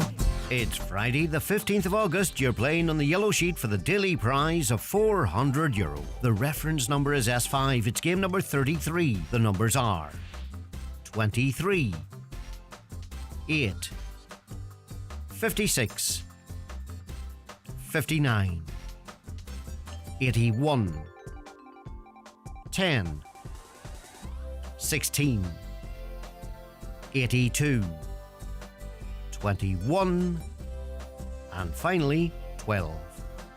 Phone your claim to 9104833 before midnight, leaving your name, contact number and the name of the shop where you purchased your book, and we'll call you back the next working day. Get all your Vision Ireland bingo information at highlandradio.com. How would you like fresh organic goodness delivered to your door in the Inishowen area? Every Thursday, White Oak's Acorn Project packs up 6 tasty seasonal vegetables and brings them straight to your home, delivery free. It's local, healthy and perfect for families who love good food. Taste the difference today. Order online at theasacentre.com or call 07493 84866. We are here to help. F93 F104. Leisureland Redcastle open every day all summer long. Perfect for family day trips. Offers excellent value for birthday party packages. For a memorable family experience this summer, visit Leisureland Redcastle. See leisurelandredcastle.ie for more details. Ensure the safety of your team with SafeTech. We have part-funded courses in first aid, people moving and handling, confined spaces, food hygiene, quad bikes, fire warden, iPath MUPS, electrofusion, welding and machinery cards for Ireland and UK sites. Also delivering online courses like utilities, water hygiene and construction supervisors. SafeTech can deliver group training at your business premises. To find out more, contact safetech.ie today. The 9 till noon show with Letterkenny Credit Union, now offering mortgages from €40,000 to €600,000 with no hidden fees or transaction charges. Letterkenny Credit Union, 9102127. Yeah, speaking of Oasis, I was in a restaurant yesterday and the waiter came back, the server came back and said, "Did you enjoy your Oasis soup, sir? Did you enjoy your Oasis soup?" And I says, "Yeah, it was lovely. It was vegetable. Why do you call it Oasis soup?" He says, "Because you got to roll with it." Okay, thank you. Right, 086 60 25 086 60 25,000 is the WhatsApp and text number. 086 60 25,000. Now give us a call, please, on 074 91 25,000. You tune to the 9 till noon show here on Highland Radio. If you want to email, it's comments@highlandradio.com. And if you want to watch the show, hop onto YouTube, Highland Radio Ireland. A caller says, I want to wish Father Damien the best of luck as he leaves Letterkenny this weekend. John and Eileen Walsh. Yes, indeed. Quite a number of priests are conducting their last masses this morning in Carragard. A very popular priest there is probably has or is in the middle of his last mass at the moment. So we wish he and all those that are retiring or moving the best luck. It must be a terrible upheaval or an incredible upheaval, and then I suppose going to a new area too for some priests when they've sort of made connections and ties, if they allow themselves to do so. I know some try and avoid that because they know eventually they might have to leave, and it makes it all the more difficult. I believe I can say good morning now to Dr. Eben Joseph, who's a Special Rapporteur for the National Plan Against Racism and Director of the Institute of Anti-Racism and Black Studies. Are you there, Doctor? I am. Good morning. Good morning to you. Thank you so very much indeed. Right, okay, so there's a warning: racist attacks by young people in particular are becoming a national crisis. How bad is the situation? And are we sure we're seeing an increase, Doctor? And that's easy for me to say, right? But it's probably a legitimate question just to get things kicked off. No, it's a good question because like, are we just panicking for nothing? Because and I really wish we were just panicking for nothing, but it is on the increase, and right now, in fact, we've had about like 6 or so reports in less than 5 weeks. And according to the EU FRA, the EU Fundamental Rights Agency, people actually report 9 out of 10 don't report. 9 out of 10. This is like scientifically proven that 9 out of 10 people don't report when they experience racism. People think that, we just like easily like calling out racism when we experience it. Actually, when people experience racism, it's a shaming experience. People feel shame.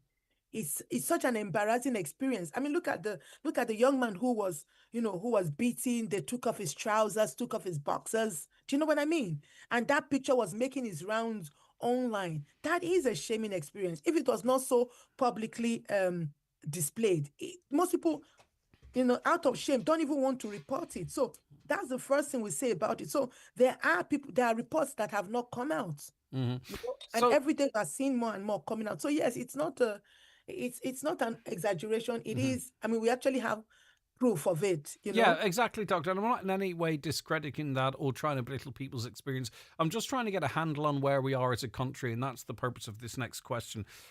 Like, is it a case that there's always been racially motivated issues, which shouldn't be the case, and maybe more people are reporting now because they hear of other reports, the media coverage, and they feel more empowered to state that I was a victim of this crime, etc. Or is it a case that maybe we are? So is it a case that we're more aware of what's going on and has been going on for years, or are we actually seeing an increase? What you're satisfied that definitely is a spike in actual instances and not sort of awareness and reporting? I think it's a bit of both. There is an increase in incidences, but there's also more, like when somebody reports something, it actually permits you, it actually gives you the freedom to actually report yourself, because, the shame, reduces, particularly when you hear people saying, oh, it's not, it's not actually true. You're like, what? It happened to me, So you actually want to just then come out and say, actually, no, it is true. I have experienced it as well. But we are definitely seeing an increase. And I think for me, the worrying increase, it's not just that it's an increase, but that our young children, our young people are involved in it. For me, that is the fear, that is the panic. And I'm like, no, no, no. This has got to be nipped in the bud. I mean, if you start being a racist at the age of 12, at the age of 15, by the time you're 30, what are you going to be, a professional racist? No. You see, the thing that doesn't help at all now is the X platform, for example, whereby racial stereotypes, offensive language is norm. It's on police now. It's perfectly fine. You can say whatever you like. I'm not as concerned about that as it would be on TikTok, because I would have thought that their guidelines were much tighter. But as it turns out, it just so happened that I was really shocked by one video of some of the language and the stereotyping. And obviously, the longer you watch a video, and I watched the video out of interest to see what was allowed, you're fed more of those videos. And it turned up for like half a day of being bombarded on TikTok of, really very strongly anti-black, anti-Asian rhetoric, language, stereotyping. And that's what's influencing our children. And I think once that's normalised, then maybe when you're in the street, you feel a bit more empowered to refer to someone by a racial slur or a stereotype. So that really concerns me. I thought there was way more control on particularly on TikTok than there is, Eben. No, see, it just depends on the group you're targeting, So there are some things that are a bit more controlled on different platforms. I mean, like X for me, X is a no-no. I literally don't use X anymore, because like all I need to do is to just show up there. All I need to just put my name there, and you can see them. They come out like, like packs, from nowhere. They appear from nowhere. And the kind of words they use, they actually use the words like if they don't know that you're actually a human being and you have feelings. So they use words like, my God, like, I have snapshots of most of them, because I know that in 10 years' time, they will tell me that this never happened. So I have snapshots of them, which I've kept for, for future references. Just keep to the write receipts. my book Keep someday. the receipts. But what we keep a receipt, yes. Yeah, but listen, say you go to a school in Letterkenny here, or any school in the county, the students are, there's a big mix of Asian students, African students, Eastern European students, Irish students. They all get along. So at some point, right? So at some point, they then silo will go into separate groups and then feel it's okay to be negative towards their fellow student or what have you. So we have an opportunity there. We have them all in the same space. They're all friends at some point, and then 99% of them remain. But there clearly is a 1 or 2%, or maybe it's greater, I don't know, that somewhere on that journey, they feel it's okay to speak to other people the way that they do. Yeah, That's what we need to target on, isn't it?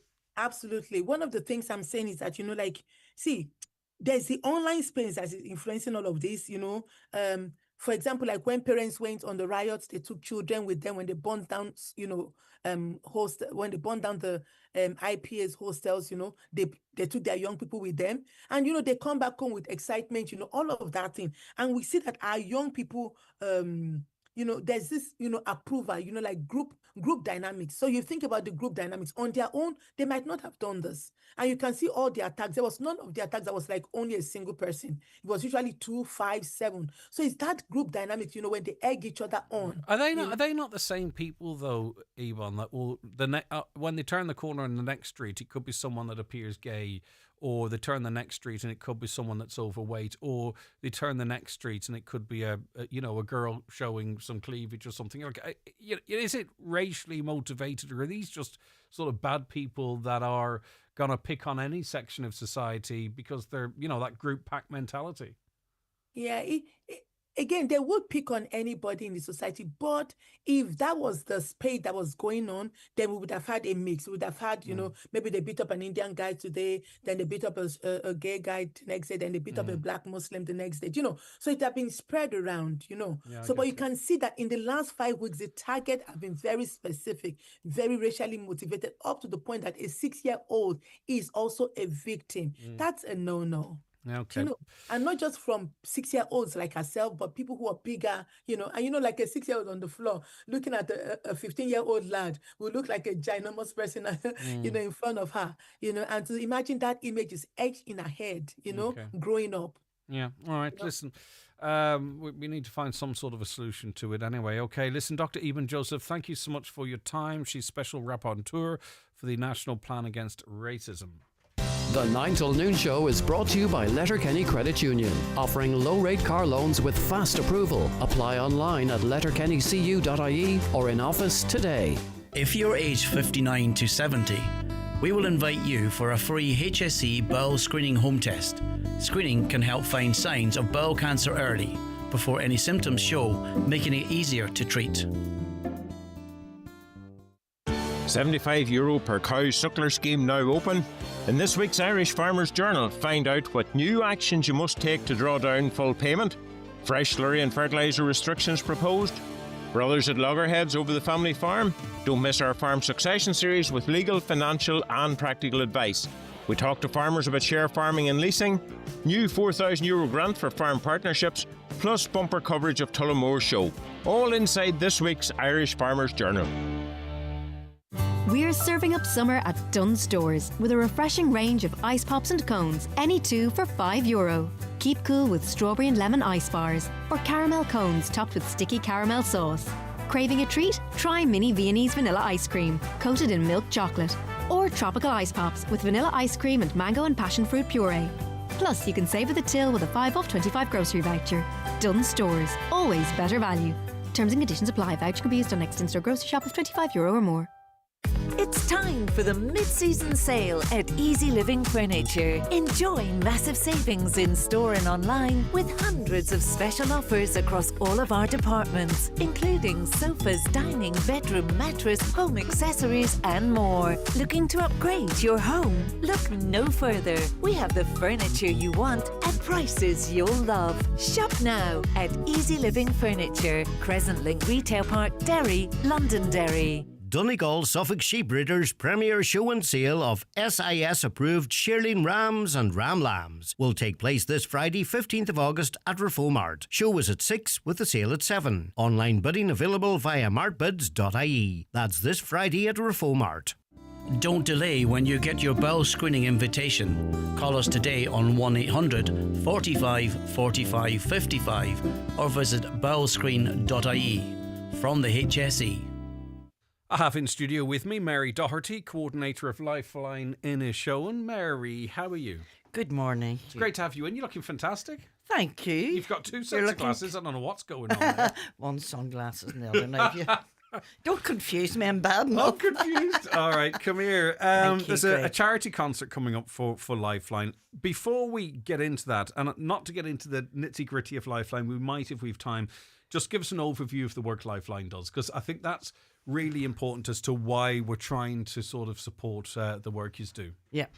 Well, Lifeline, we're based in Inishowen. Sometimes I'm told I sound like a politician. I don't know if you're aware, Inishowen is the size of County Louth. It's a population bigger than Leitrim. And because of that, we do need this service specifically in Inishowen. It's a county within a county, although we're all part of the one family. Yes. Yeah. Yeah, it is very much and so. And it's geographically set out that way too. It's without a doubt. And we're further isolated because we're further away from other parts of, like, it's quicker to get to Derry than it is to parts of Donegal for us and Inishowen. Yeah. Right. The service we provide is a helpline.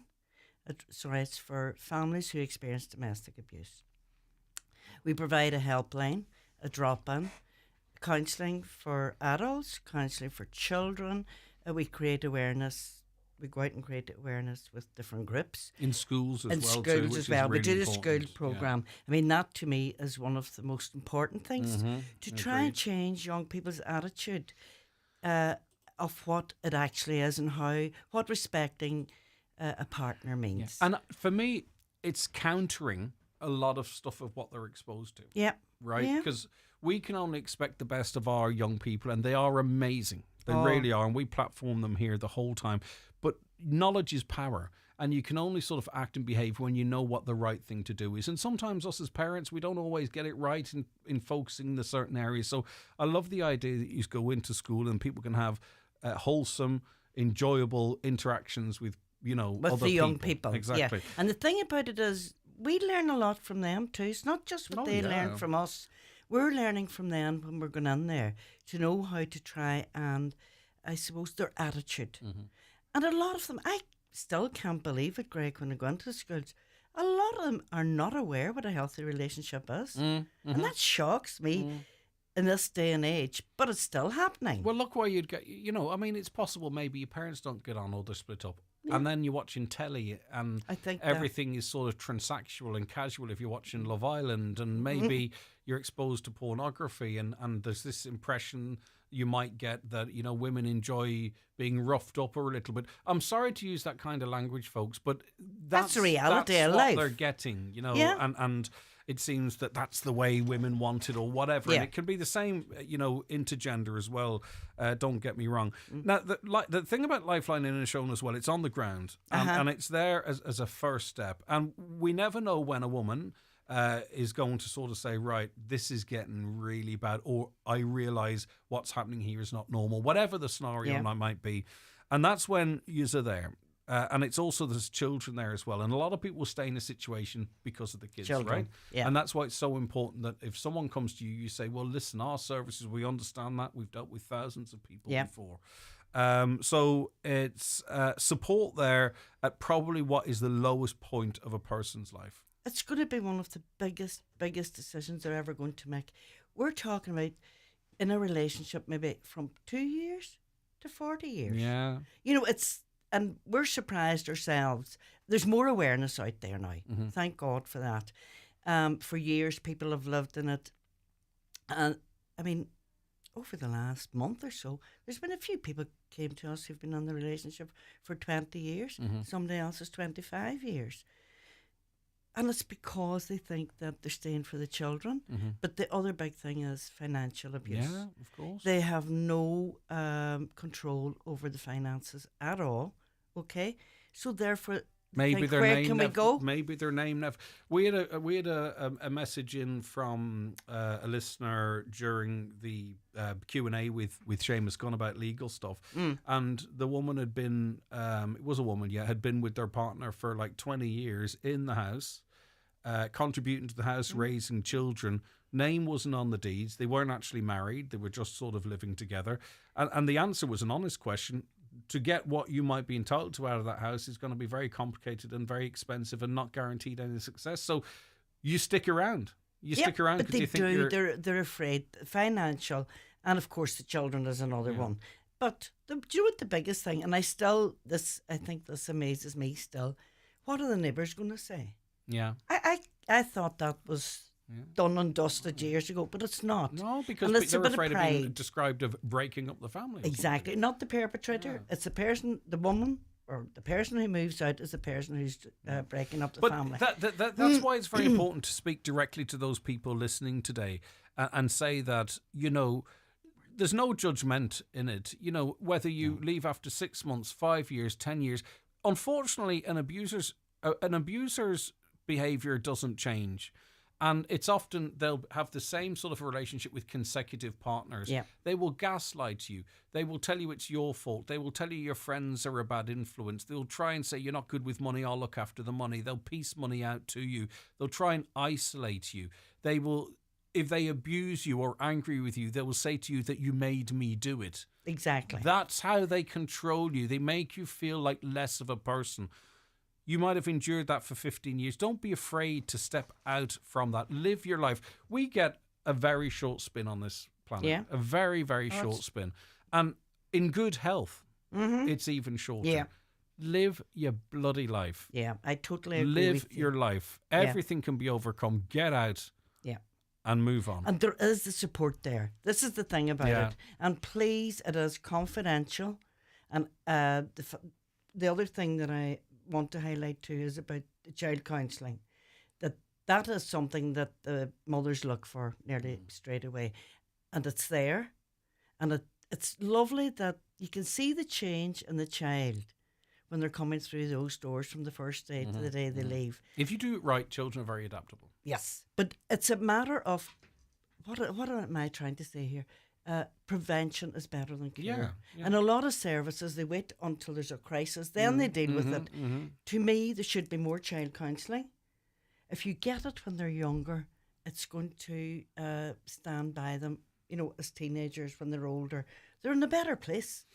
Before we, I'm going to take a break and then talk about the concert. No, it's not you, it's me. I said I'd have a brief chat, and here we are going through it all. I just want to get a sense of so people understand how important Lifeline is. The kind of numbers of people that you deal with on an annual basis, and are you seeing a trend? Is it steady? Are you seeing increases? Funny, we've seen a big increase since the beginning of this year, and I don't know if it's because there's more advertisements or more awareness out there. As big you're aware, cases, high-profile court cases or stuff like that, or if when we start talking about violence against women, and it's often perpetrated following a long spell of domestic violence and maybe a murder. I think those things sort of, they've brought it out as well. There's for no sure. doubt about so it. sorry, give me an idea of numbers. We know there's an upward trend. As you're aware, we're only there part-time. We're very lucky to be there that long. So last year in the counselling, there were 61 children came through our service. We had dealt with 120 adults, and that's just with us. And most of that's voluntary. Yeah. This is the thing about Lifeline. It's not, we get small amounts of funding. I can't say we don't get any. We do get small amounts of funding. It's the community really that have kept the service going, because they people and then offering counselling to a lot of kids. Okay, that's the type of work Lifeline are trying to do, and for the most part they're self-funded, community funded. Okay, and they are an incredible service. I'm going to speak more to Mary Doherty about a lovely concert that's coming up.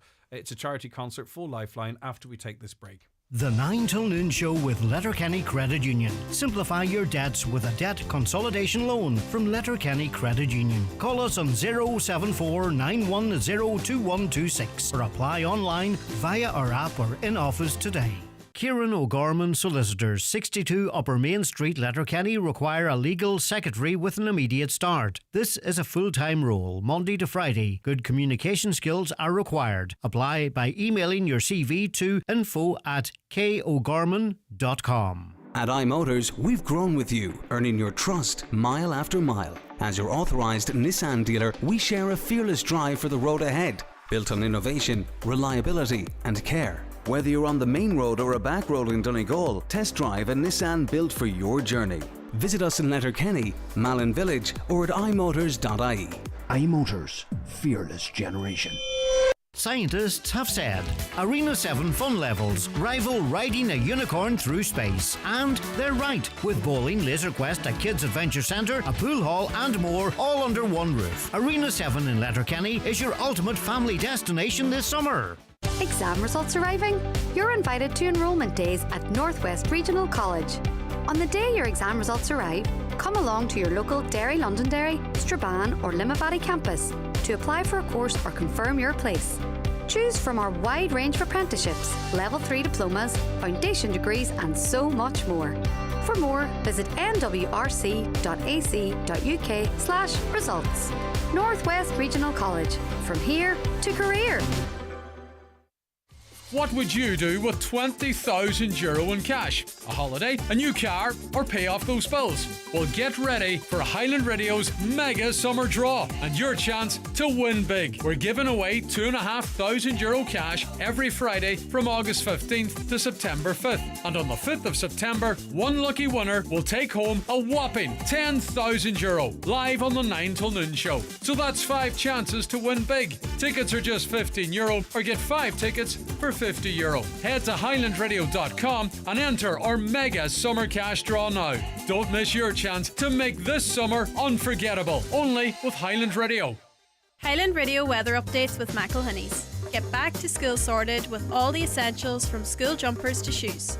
Visit our kidswear department in store or shop online at mcelhinneys.com today. So today's clear and dry, largely dry with warm, good spells of sunshine. Highest temperatures of 22 to 26 degrees. It's exclusively dry across our region, by the way. Temperatures around 19 degrees in the northwest here, 25 degrees in the Midlands, 23 degrees in the sunny southwest on this occasion. So get out there and enjoy. It's a late blast of summer. Of course, Mary Doherty's with me, coordinator of Lifeline in Inishowen. And just a brief reference, we're well aware domestic violence, it's not just women.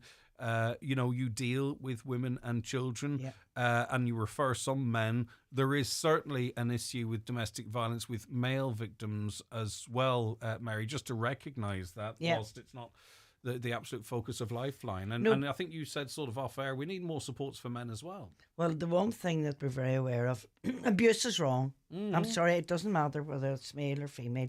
And it's something that each of us, well, we all have sons. We don't all have sons, but we have brothers or sons or whatever. Yeah, we all have men and we in don't our want life. to see it happening to them sure. either.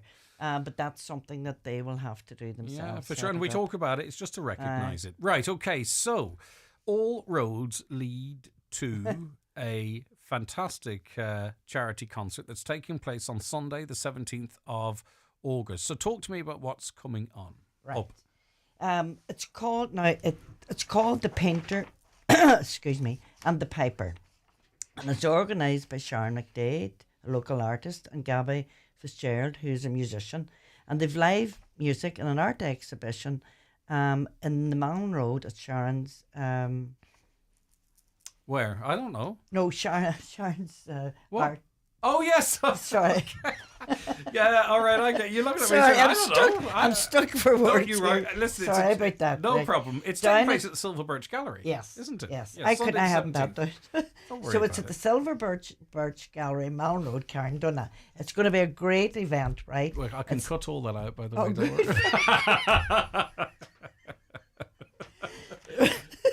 So 3:00, the exhibition in the gallery, right? Then we have the great Inishowen Traditional Choir are going to perform then.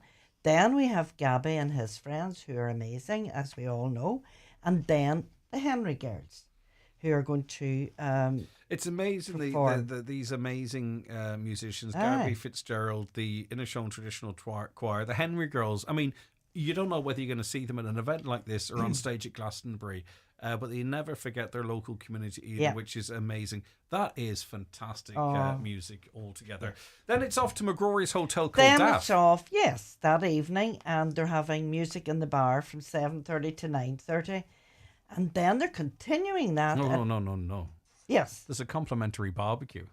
Oh, yes. Now, Sunday evening, the sun's out. Yeah. The buns are out. Yeah. And I'm on about the burger buns. Yeah. So from 7:30 to 9:30 30. p.m, a farewell trad session with a complimentary barbecue in the front bar.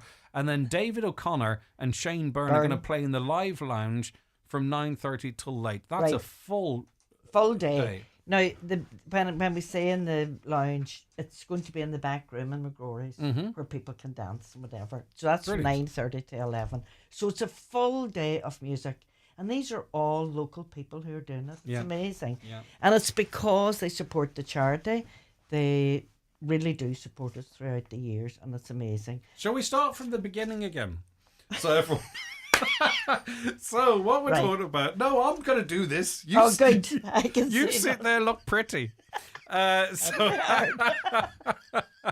So this is a charity event all day on Sunday for Lifeline Inishowen. It starts at the Silver Birch Gallery on Sunday at 2:30 p.m, featuring Gabby Fitzgerald and friends, the Inishowen Trad Choir and the Henry Girls. Then later that evening, it's off to McGrory's Hotel Culdaff. There'll be a farewell trad session from 7:30 p.m. to 9:30 p.m. with a complimentary barbecue in the front bar. Lovely.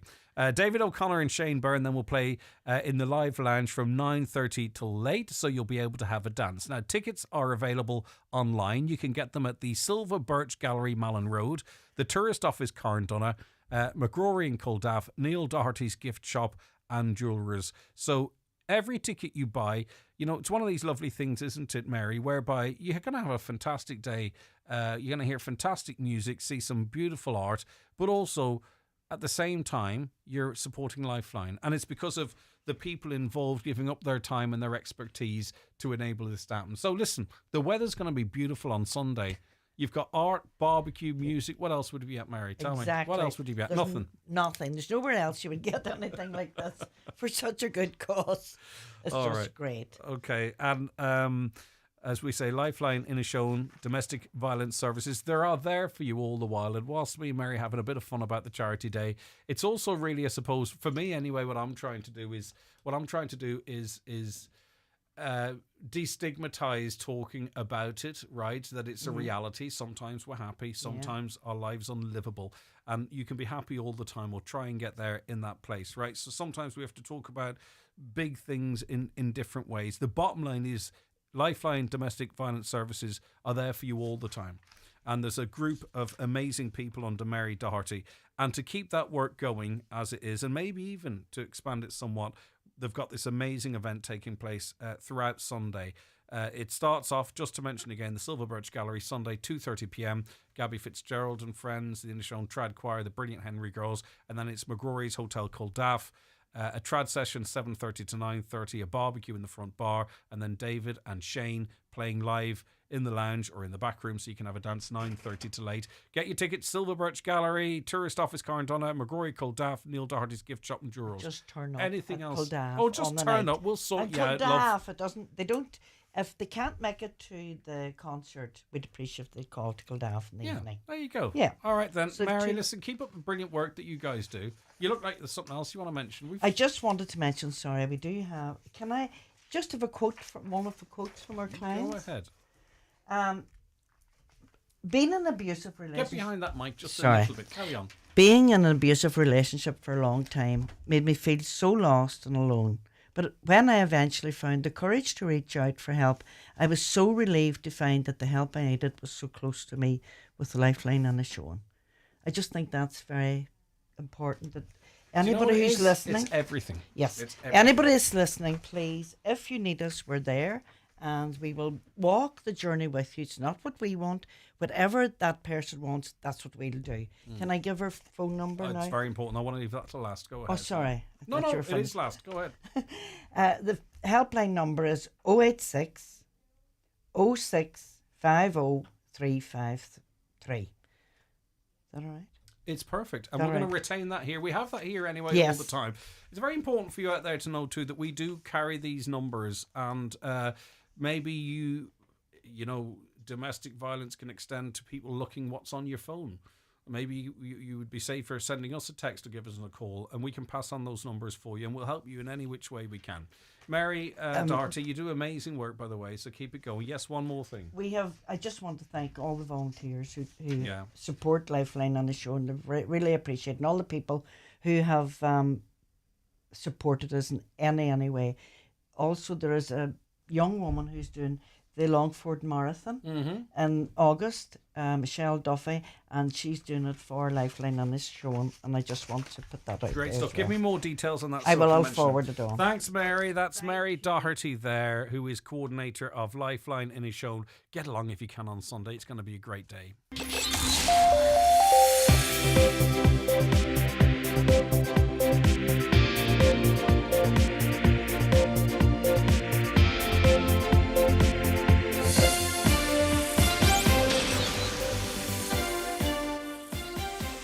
Okay, it is 11 o'clock, time for a news update, and it's over to Donald Kavanagh. Thank you, Greg. Good morning. A Donegal woman who lost her sister to a hit-and-run driver says she doesn't believe harsher sentences for those who cause death through dangerous driving will lessen the number of fatalities on Irish roads.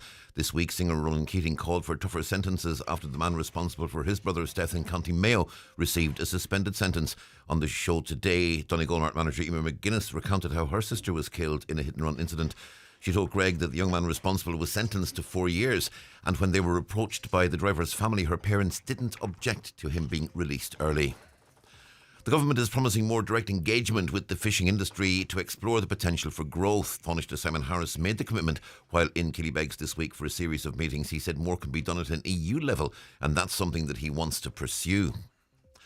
The Fine Gael Executive Council meets in the coming days to discuss its options for a presidential nominee. It follows Mairead McGuinness's shock decision yesterday to withdraw from the race on health grounds. The party's Director of Elections, Martin Hayden, says they'll be meeting to discuss the next steps. On today's 9 till noon show, former Fine Gael Senator Catherine Noone suggested that former Taoiseach Enda Kenny might be a very good option for the party. Uisce Éireann is dealing with a number of burst water mains in Donegal. Today in the Lagan Valley, repairs may cause supply disruptions at Ballyholy, Schliefbuck, Durable, Galdana and surrounding areas. Work set to take place there until 4. Repairs to a burst water main in Lifford may cause supply disruptions around Croghan Heights and surrounding areas, while in South Donegal, repairs are affecting supplies at Fannigan's, Inver and surrounding areas. In the case of both Lifford and Inver, the works should be complete by 3. And Germany has called on the Israeli government to stop settlement construction in the West Bank. It's after Israel's far-right finance minister said work would start on a plan for thousands of homes that would divide the Palestinian territory. Bezalel Smotrich's office said the move would effectively bury the idea of a Palestinian state. They're the headlines. Back with headlines again at 12 noon. Donald, thank you very much indeed. Now, this is very much the final shout for you to be in our big summer draw. €20,000 in cash in total. There's 5 draws and you can be in all 5 if you buy your ticket. 8 minutes to go. We're going to close the lines at 11:10. So you buy your ticket now and you're in all of the draws. You never have to worry about it again. So, of course, if you have the resources whereby you can have a little bit of fun with it, please do by going onto our website, highlandradio.com. Tickets are just €15 each, but you can actually get them for a tenner each if you buy 5. If you give us a call here at the radio station, we can process your entry. 07491 25,000. We may have to call you back, but anyone that rings us, I guarantee you personally, your ticket will be in the draw drum, and the draw drum is here in studio, and there's $2,500 in there for one of you. And I will not be surprised if they are very close to Donegal. They always are. It's always local winners, it seems. That's not a guarantee, but it normally is. And as I say, compared to some of the things you might spend your money on, you've got great odds here. 5 chances to win, 1 ticket. And 20 grand in total. 07491 25,000. Call us now. We'll get you in the draw, or go to our website, highlandradio.com. Though, that being said, the lines and the entry pauses for a period of time at 11:10. I'll tell you when it all reopens. Back after the break.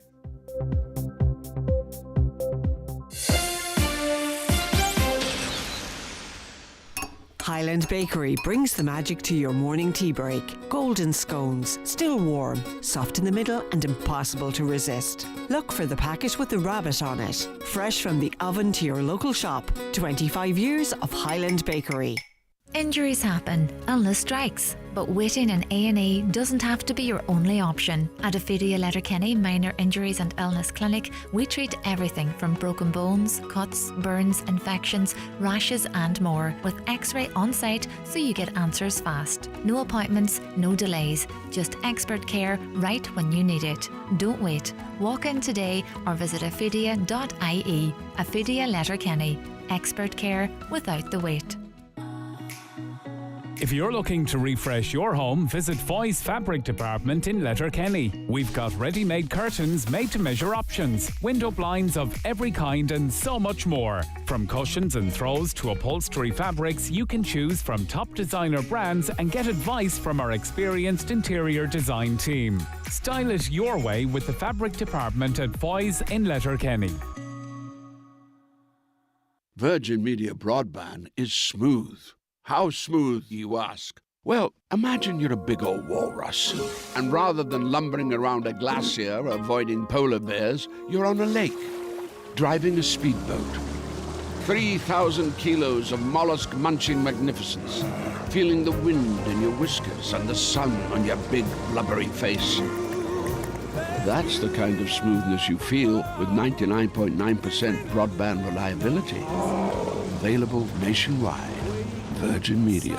It's playtime. Subject to location and availability. T's and C's apply. For broadband reliability, see virginmedia.ie/proof. The acclaimed play Three Hail Marys on Grainon Letterkenny, Friday, September 5th and Saturday 6th. See on grainon.com. Selling fast. Shop Homeland's August mega deals at your local Homeland or at homeland.ie. Save 10% off Kaiwaka premium rain gear and Port West DX4 trousers. Save 10% off all dog leads and collars and save 10% off leader dog food. All this and more until August 21st. Visit homeland.ie. Nationwide delivery available. The 9 till noon show is brought to you by Letterkenny Credit Union. Digital loans now available. Apply online or via our app today and get your loan transferred directly to your current account. Nippy, fun and chic don't often describe insurance, but they perfectly fit the electric Fiat 500 you have the opportunity to win if you get a new car policy from An Post Insurance. For great cover at a great price and a shot at the Fiat 500, get a quote at anpostinsurance.ie. Acceptance criteria, terms and conditions apply and are available at anpostinsurance.ie/promotions. Competition ends December 31st, 2025. One Direct Ireland Limited trading as An Post Insurance is regulated by the Central Bank of Ireland. One Direct Ireland Limited is a wholly owned subsidiary of An Post. I'm in studio with singer-songwriter Sean Finney. Sean, great to see you again, buddy. You're looking fantastic. Thank you. How are you getting on? I'm getting on well. Thank you very much, Greg. Now, you've got your new single, 1969, out. It was released earlier this week. Before we get into it, you know, a lot of time we talk about sort of the process of writing it, the process of recording it, but it's a big deal, isn't it? Because, you know, I think you sort of said just in passing, you're putting yourself out there, you're putting your heart, your soul, something that you're very passionate out there for. Sort of, I mean, it's obviously for public enjoyment, but also public scrutiny, and I think that's incredibly brave. Thank you, Greg. And I suppose I picked a very personal song to be the first to get out there, and it was just a timing thing because it tied in with my parents' wedding anniversary on Monday, and I'd like to congratulate them again, 56 years married. And it certainly is very daunting, Greg. I spent the last 20 years being mainly behind the scenes, dabbling a bit with music and doing bits with you guys here, and just doing things for the fun of it, and plugging other people's and supporting other artists. But so it was quite daunting to put myself out there, but it was just something that was always lingering in the background, and I felt I had to do. Yeah, there's a lot going on here, because the single's 1969. That was the year your parents were married.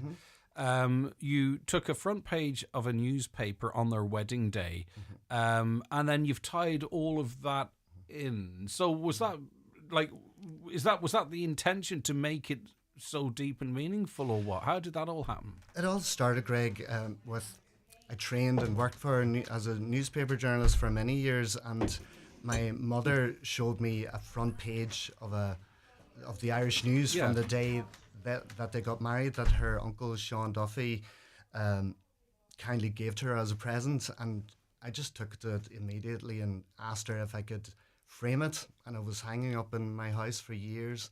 I kept walking past it. I put it above my desk then. And the headlines kept rhyming, you know, I kept putting them together, and it just came to a point where I felt like there's definitely a song in this, and it was a nice way to commemorate and pay tribute to my parents, but also through the times that they came through and everybody else. There's a bit of an alignment of a lot of stuff that just made this have to happen then, by the sounds of things. And also too, by the way, folks, it doesn't happen all that often necessarily as it might have at the past, whereby a lot of effort and artistic energy has gone into the creation of a video. It's an official music video for this song. We're going to be playing the song and the video. So if you want to watch that, what I'm saying is you can switch to our live stream as well. If you're at home, you can watch YouTube on your Fire Stick or your smart TV, or on your mobile device. It's up to you. We'll talk about that in a mo. Up until now, what has been your musical journey, Sean? Because you know, I've known you for your involvement in different organisations and your sort of media background. I was aware that you had sort of a musical artistic streak as well. But what has been your musical career up until this point? Well, Greg, I suppose from an early age I was into music, and there was always instruments around. My father, Sean, is and was always very musical, so there's a lot of music around the house, a lot of Irish folk and traditional music, whereas my mother was big into the popular music of her time, and her and her sisters would always sing along to the Beatles and Jerry and the Pacemakers, you name it. So there was always music about, and like anybody, I picked up instruments, and I suppose at a young age, I had an opportunity to perform live on stage, and even opened for Westlife many moons ago, supporting them, and back then the Odyssey, the Point, and also Mill Street. But then I focused back on studies again, so that was just a. Do you regret that? No, not at all. I just always thought it was you important. You have to see momentum, you know, and momentum is one of the hardest things to sort of build, I think, you know, in the music business. I thought I always did it just for the love of it, Greg, and I think that's important. That anybody who does it, just have no expectations. Just do it because there's something inside you, and you love doing it. And I went on. I focused on academics and studies and getting a job and family. But then I was very grateful about 13, 14 years ago that I did a charity album, and Highland was very supportive back then too, and where we blended, you know, soul music with Irish traditional instrumentations, and that was great to get some friends together, do some performing, do the recording, and raise a bit of money for back then for Grow Mental Health Movement and the Northwest Simon community.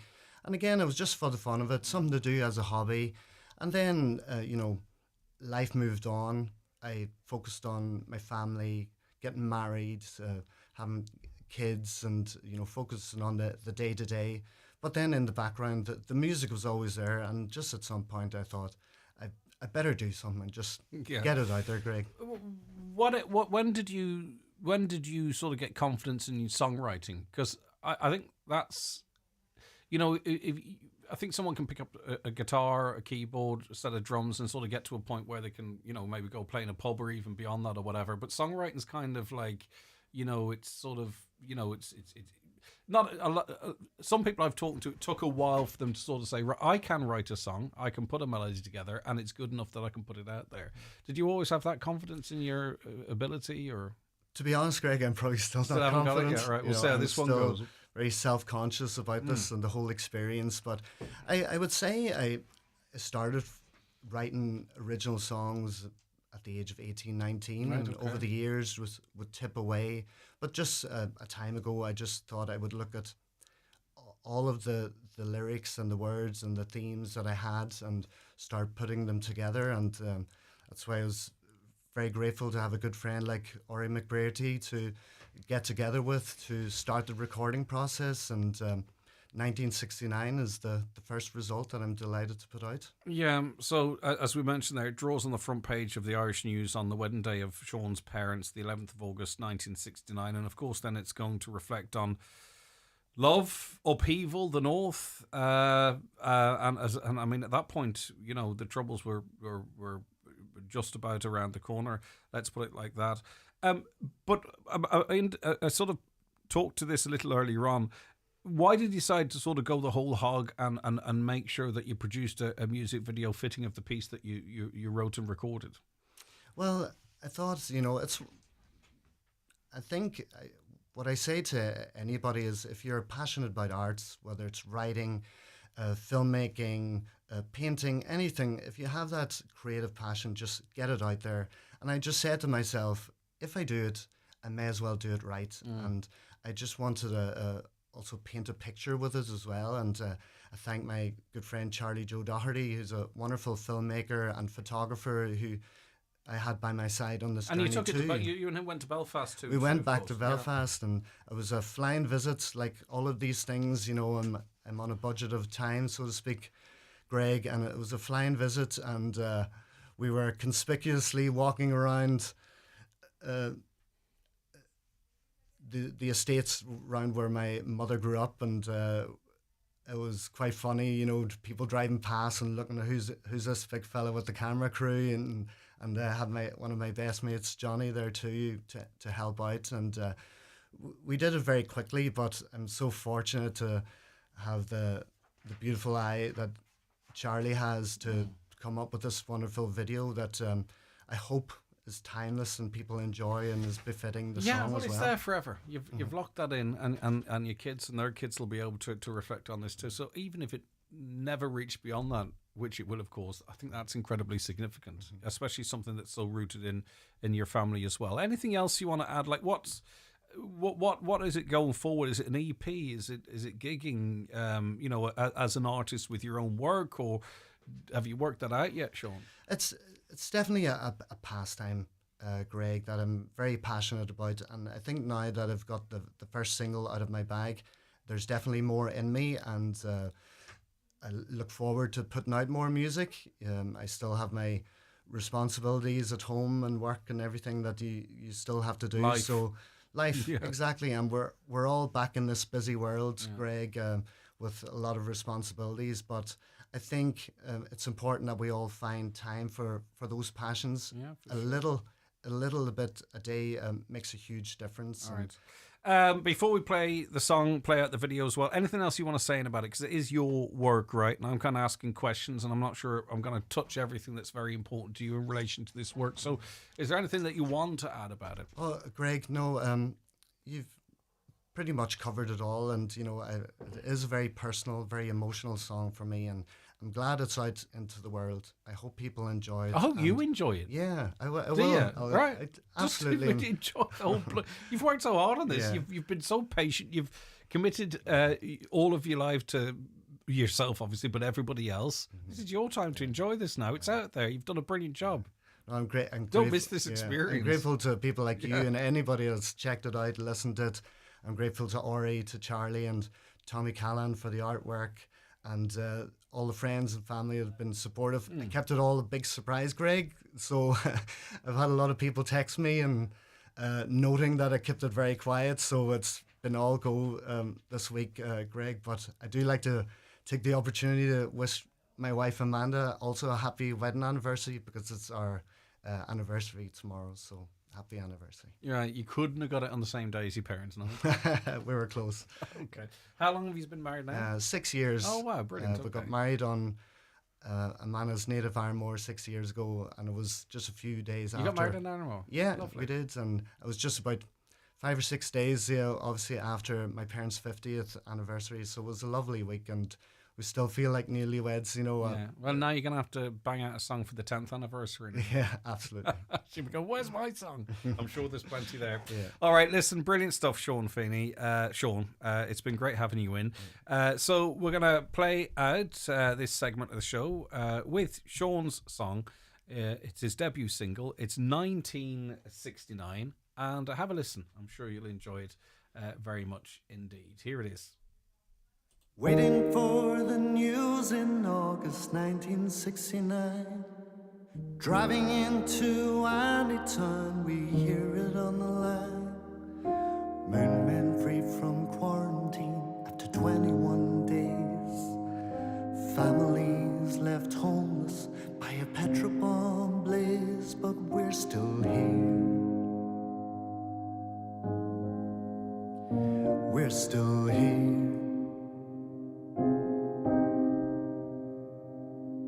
Busy week ahead, the astronauts will be released. Wedding bells are ringing, people calling out for peace. Mail held up by a bomb scare, while a child is annexed there. Tension reaches climax, and disorder turns to prayer, but we're still here. We're still here. We're still here, even if they told us we were never meant to be. We're still here, never broken, working hard to be a family. We're still here. We're still here.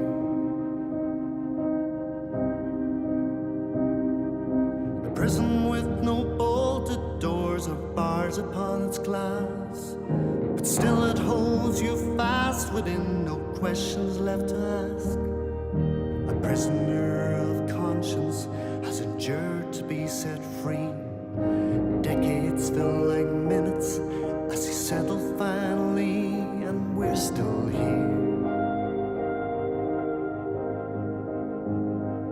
we're still here.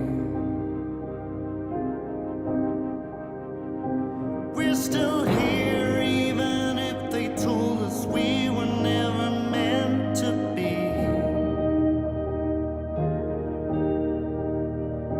We're still here, never broken, working hard to be a family. We're still here. We're still here. We're still here.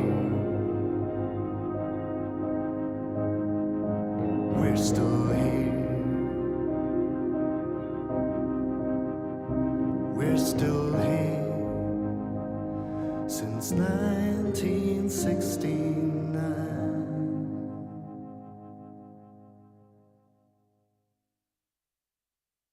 The 9 till noon show is brought to you by Letterkenny Credit Union, with monster loans available up to €60,000 for all occasions. Visit letterkennycu.ie. Get ready for the Donegal League at Brian McCormick Sports. BMC Teamwear, fully personalised kits with matching training packs. Call in to our Teamwear room or send us your wish list to teamwear@bmcsports.ie. Brian McCormick Sports, sponsor of Donegal League Premier Division. Make the most of the last weeks of summer at Century Complex. Enjoy blockbuster movies, indoor soft play, thrilling crazy golf and delicious family meals all under one roof. Rain or shine, there's fun for everyone this August. Century Complex, perfect for keeping the kids entertained whatever the weather. Visit centurycinemas.ie for more information. New this week in Home Store and More. All home office desks and chairs are all half price. But better hurry, because when all our half price home office desks and chairs are gone, they're gone. Also, all toilet seats are still all 33% off, and all pet beds, toys and accessories are still all half price. But when all the 33% off toilet seats and all the half price pet beds, toys and accessories are gone, they're definitely gone. Drop by your local Home Store and More. Visit us online at homestoreandmore.ie. Home Store and More. A happy home. TFI Local Link Donegal Sligo Leitrim operates regular rural bus services in Buncrana, Donegal Town, Muff, Moville, Greencastle, Letterkenny, Carndonagh, Mallinhead, Ballybuffet and more. For more information visit www.locallinkdsl.ie. TFI Local Link is part of the Transport for Ireland network. Dreaming of the perfect wedding? At Jackson's Hotel Ballybuffet, we make dreams come true. Our stunning Fin Suite with private entrance, sweeping staircase and terrace views offers a romantic setting for your special day. From intimate gatherings to grand celebrations, our dedicated team ensures every detail is flawless. Say I do at Jackson's Hotel, where love stories begin. Visit jacksonshotel.ie today. Highland Radio Time Checks brought to you by EirGrid, the operator and developer of Ireland's electricity grid. EirGrid, powering up communities, powering up Ireland. The time is 11:24. It's Greg here with you on the 9 till noon show. Great to have you on board. We're all very excited because very soon, between now and 12, we're going to be giving away €2,500. Sean Quinn is going to be in doing the draw with us. You can watch that draw live, by the way. He's in short sleeves as well, so there'll be no hanky-panky. No, there never would be, of course. And that's coming up between now and 12. Shannon Wilkins is going to be in as well. She's cast her eye across the world of social media. What's trending, what's hot, what is, in fact, not. So that's all coming up between now and 12. And 160,000 of you are heading to see these next guys heading to Croke Park. And I'm jealous of you because you're going to have a fantastic time. I really hope that you do. So we're going to play an Oasis song because, as I say, it's really, really quite significant. Now, if you're watching on the stream, because of those blooming record companies, and even though we pay IMRO and all of that, I can't stream out music on a live stream. So I will have to mute for the 4 odd minutes if you're watching. So bear with us. Your telly's not broke. Your phone's not broke. But I do have to mute whilst we listen on air to Oasis. Which one do you pick? I don't know. But this one always, I like this one. And it kind of talks, I think, really to their influences, their Liverpool stroke Beatles influences. This is Don't Look Back in Anger.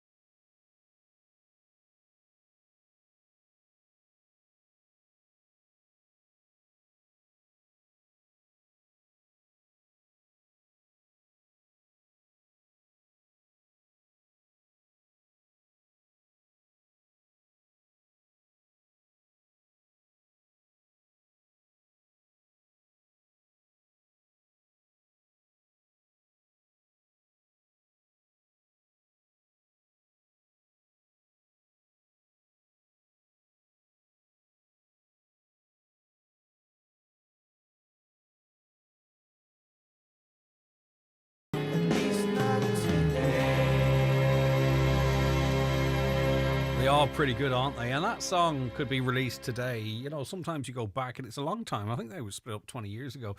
You listen to music and you think that it's no longer relevant, but that's fresh. You're going to have a fantastic time if you're heading down to Oasis. And lots of you texting in your messages and your views on Oasis as well. And we appreciate that. Now, coming up between now and 12, the draw, the final touches. We're just making sure everyone's in the draw that rang before 10 past 11. Now, we're calling people back all the while. We just want to make sure you are all in if you entered. Linda McGinty, the Rose Castlefin. Happy birthday, Linda, from Mum and Dad.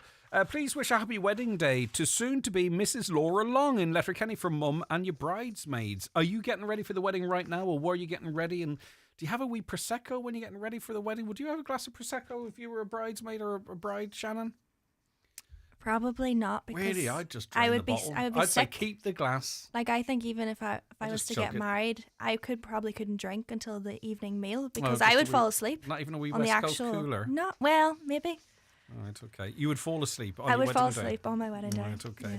Yeah. Shannon Wilkins is in studio with us. She's going to be talking about all things social media. I'm just trying to see if there's any more requests in here. It's been so busy on the lines. We really appreciate it. Huge Oasis fan as above, seen them many times. I'm so privileged to be going to the gig on Sunday with my sister. She's a big fan too. My son and daughter, who've grown up listening to the boys, were incredibly excited and have to say also emotional. This band has given me the best days of my life. Wow. That's going to be so important to you on Sunday. I hope you have a fantastic time. Keep those messages coming in. There's such a mix because we're going from racism to Gardaí to Oasis to requests. So I'm trying to be sensitive in where I go with some of this stuff. A lot on the presidential election, by the way. Right, yes. Best wishes to Father Damien Ashad, who's finishing in Letterkenny today and moving to St. Johnstone. Wishing him all the best in his new post from Sharon Gavlin. Greg, when you weren't on the radio yesterday, I thought you were away at the Oasis concert. I don't have the money. I'd love to, but as I said, would I love to?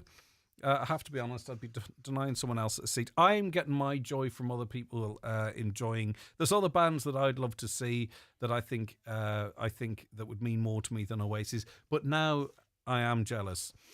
Right, okay, that's that. So, Shannon, what's going on? So what do? You go through social media, don't you?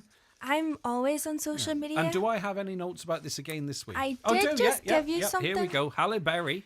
Halle Berry. Halle Berry. I say Holly. What do you say? Halle. Holly. Halle.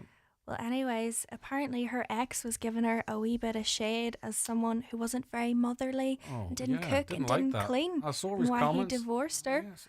But I've just seen she has put up a wee picture of herself on the beach on holidays enjoying herself and captioned it, cooking, cleaning, mothering. Yeah, exactly. Do you know So what? she's That giving the fella shade needs back. to do? He needs to get himself a life. And if he didn't want to be with her, that's fine. Move on. But to try and demean her, and particularly her role as a mother, I think that's actually really quite abusive behaviour, to be honest with you. You can talk about cooking and cleaning. I don't know what expectations he had. But don't put someone down as a parent. It's the most hurtful and horrible thing you can do, especially publicly. But this is a fun segment, so let's talk about Taylor Swift's new album. Taylor Swift's new album, so all the Swifties are going mental, and her new album, which is her 12th studio album. Can I just say one thing? Yes. About Taylor Swift? What about her? Sabrina Carpenter. She's the queen of pop now. Taylor Swift is old news. See, I'm going to put a wee bit of a curveball in here. For millennials, Yes. Taylor Swift will be the queen of pop. Maybe for the Gen Z, it's Sabrina Yeah, Carpenter. but you see, the millennials, once they realise that, then they go, oh, right, I'm old. This isn't cool. I'm going to switch to Sabrina or some of the other girls that are out there doing it. I think she's overplayed, overexposed, and I think her star, as pleasant a woman she might be slipping now. Oh. We'll see how her album's received. I can't agree. But anyway, it's the life of a showgirl, and people are saying as well that she was actually throwing out wee signs. So she had a letter of something she'd written, and she had 12 eyes in it. She had an earring with 12 dots. She was posting pictures with the number 12 in the background, and then obviously she launched it on her boyfriend Travis Kelce's podcast. Yeah. So they're couple goals, like. And somewhere, someone's on the internet saying it's demonic symbolism or something. You can't Demonic, do anything. Demonic, you're right there. Okay. Longest Snapchat streak. This is I know people who are on a 4 or 5 year streak with people that they have no interaction, no conversation, no nothing with, but they snap each other each day to keep the streak going. It's absolutely cray. It could even be a blank snap. That really annoys me. Well, if you've lost connection with someone and you're just keeping the streak going, you're not going to say hello. You don't want a conversation. But some people don't even open the streaks then. And they just sit there and they just keep going and keep going. But Right, I okay. couldn't determine how long the Snapchat streak is. So I'm wondering, will it be revealed on the Rose of Tralee? So Shannon Emery, who's the Philadelphia Rose, actually has the world's longest snap streak. Wow. And the record previously, do you want to take a guess? So it was 2023 when they did this one. And Snapchat was established in 2011. Okay. I can't do the math. Sorry, 20. So that's 12 years. 12. You're probably talking in the 70s. Oh yeah, 70,000 days. How many days? No, 3,046 No, that's days, it. which equates to 8 years, 2 months, and 10 days. No, that can't be right. But see, I don't remember like when Snapchat first came out. Were streaks a thing, or did streaks become a thing? I don't know. Let me see. Hello, Gemini. Hello, Gemini. Are you there? Hello, Gemini. Yeah. Yeah. Hi. I was just wondering how many days are in 8 years. Hello. He said 3,000, so I'm going to keep my hands. No, that can't be right. Yeah, you are right. Okay, sorry, Gemini. Go back to sleep. Right, so she's in the Rose of the Tree. She's got the world's longest Snapchat streak. What have So you got one going? I'm not a good Snapchatter. No, at that's all. fine. That's a no. So what's your longest Snapchat streak? Let us know. 086 60 25,000. Now, TikTok. A family is... what's happening here? TikTok are going to be sued or are being sued? So it's actually a girl who was on TikTok, and she's called Thea von Engelbrechten, and she's actually from Kildare. But you have boys as children, so I highly doubt that they played with Sylvanian families. But Sylvanian families are little figurines, and they were animals. I remember them. You yeah, do? Yeah. So obviously that's like my childhood. Now you're talking, Gemini. Gemini Go back to is sleep, son. speaking now. But anyway, she used to create like wee dramas of them. So like the Sylvanian families would be having affairs and all on her account. Okay. So Sylvanian families didn't like this for their image, and they sued her. Wow. And that's ongoing. And she's an Irish Ongoing. TikToker. Irish TikToker. Fredo, sorry.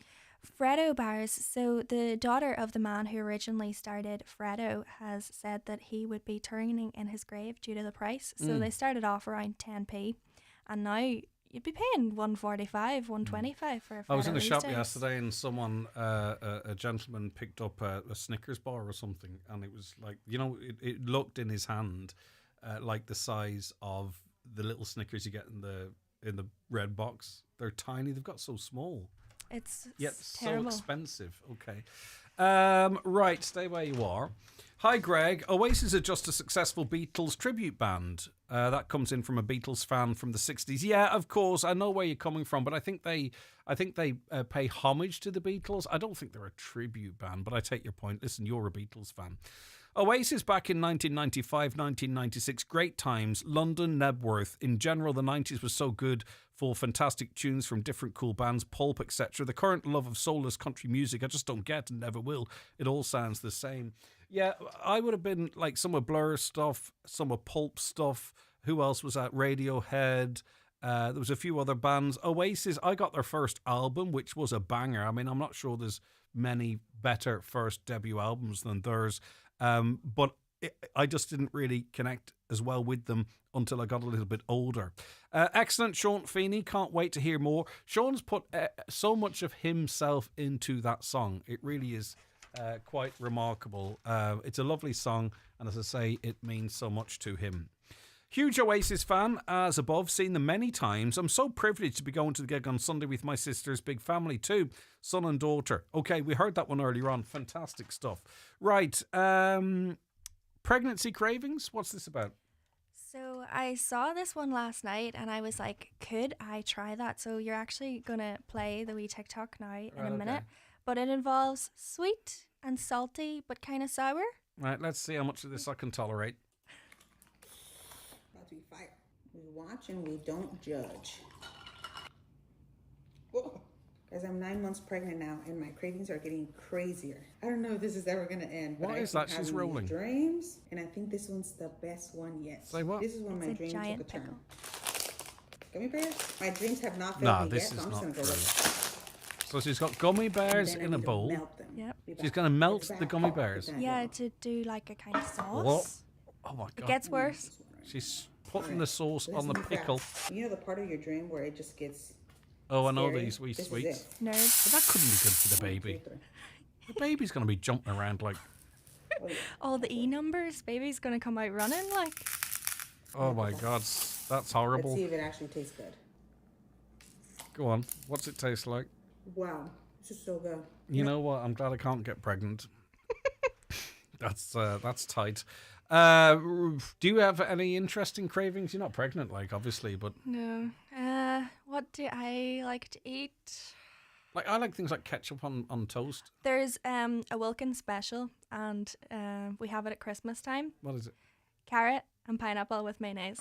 Yeah, mixed well, together. I mean, you know, I don't know what to say about that. It's like nearly like coleslaw, but with pineapple instead of Oh, cabbage. it's okay, let's not do that. It probably will work. I mean, it's controversial enough putting pineapple on a bloody pizza, let alone what you're suggesting. Is there one more teacher's trend on TikTok? Teacher's trend. So we had Tina McLaughlin, who's known as Teacher of Dotes, during the week, and I was saying to my mum, "Oh my God, she's a lovely teacher." Blah blah blah. And Mum was like, "Have you seen the TikTok trends?" So you know those really scary like people online, and you can pretend you're on a phone call with them. Mhm. So mums are going up to their kids and being like, "Oh, do you want to meet your new teacher?" And the kids are screaming in Yeah. disgust. Yeah. Saying, "I don't want to go." Kind of controversial, but yeah, we'll see. So that's on TikTok. Shannon, thank you very much indeed. You haven't got a ticket for the $2.5 because you work here. You can't. No, unfortunately No, not. it's okay. But I did win a competition earlier. Imagine. What did you win? 2 tickets to Electric Picnic. Well, Oh, I really? didn't. Charlie did. I'm just going. And you're gonna go, are you? Yeah. Afraid you can't get the time off. Oh dear. Oh no. Well, if I say I'm going to make content, can I go? Oh yeah, definitely. In fact, yeah. you'll get paid to go. Yeah. All right, see you in a bit. Shannon Wilkins there, producer of the show, but also comes in on a Friday just to keep us all up to date, you know, so that we've got something to talk to the kids about. Hopefully, maybe. That'll give you a chat. Right, let's take a break. Back in 5 minutes with the draw. The 9 till noon show with Letterkenny Credit Union, now offering mortgages from €40,000 to €600,000 with no hidden fees or transaction charges. Letterkenny Credit Union, 9102127. Donegal Suffolk Sheep Breeders' premier show and sale of SIS approved shearling rams and ram lambs will take place this Friday, 15th of August at Reform Mart. Show is at 6 with the sale at 7. Online bidding available via martbids.ie. That's this Friday at Reform Mart. For the biggest names in perfume and aftershaves, visit McGee's Chemist Letterkenny. Dolce & Gabbana, Paco Rabanne, Carolina Herrera, Calvin Klein, Jimmy Choo and Burberry, Ariana Grande, Jean-Paul Gaultier, Vera Wang and many more. From timeless classics to celebrity favourites, there's a perfume or aftershave for everyone at McGee's Chemist Letterkenny and online at mcgees.ie. I'm at Dublin Airport Terminal 1 doing a survey. Oh, here's someone. Excuse me, do you mind if I ask you a question? How far did you have to park from the airport? Oh, that far. Did you know that if you'd taken an expressway coach, it would have been super comfy and so easy to book, and it would have dropped you right here at the door? Oh, you didn't. Oh well, next time. Bye. If you're going to Dublin Airport, book online at expressway.ie and get right to the door. Don't go the car way, go expressway. Way better.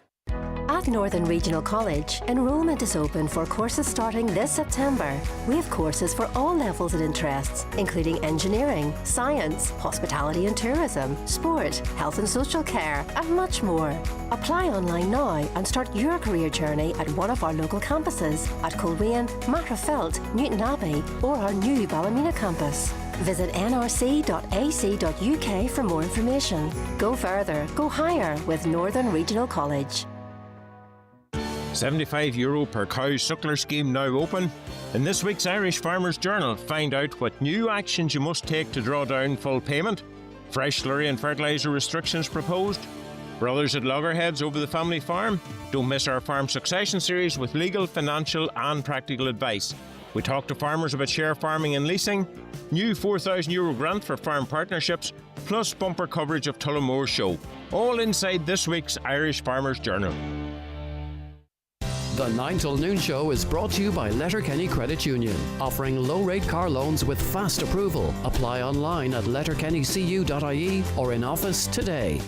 It's time for the mid-season sale at Easy Living Furniture. Enjoy massive savings in store and online with hundreds of special offers across all of our departments, including sofas, dining, bedroom, mattress, home accessories and more. Looking to upgrade your home? Look no further. We have the furniture you want at prices you'll love. Shop now at Easy Living Furniture, Crescent Link Retail Park, Derry, Londonderry.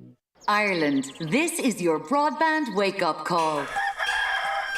Over 275,000 people are waking up to Vodafone Fibre Broadband, now for just €25 a month. So stop snoozing on award-winning broadband. Switching is easy at Vodafone.ie.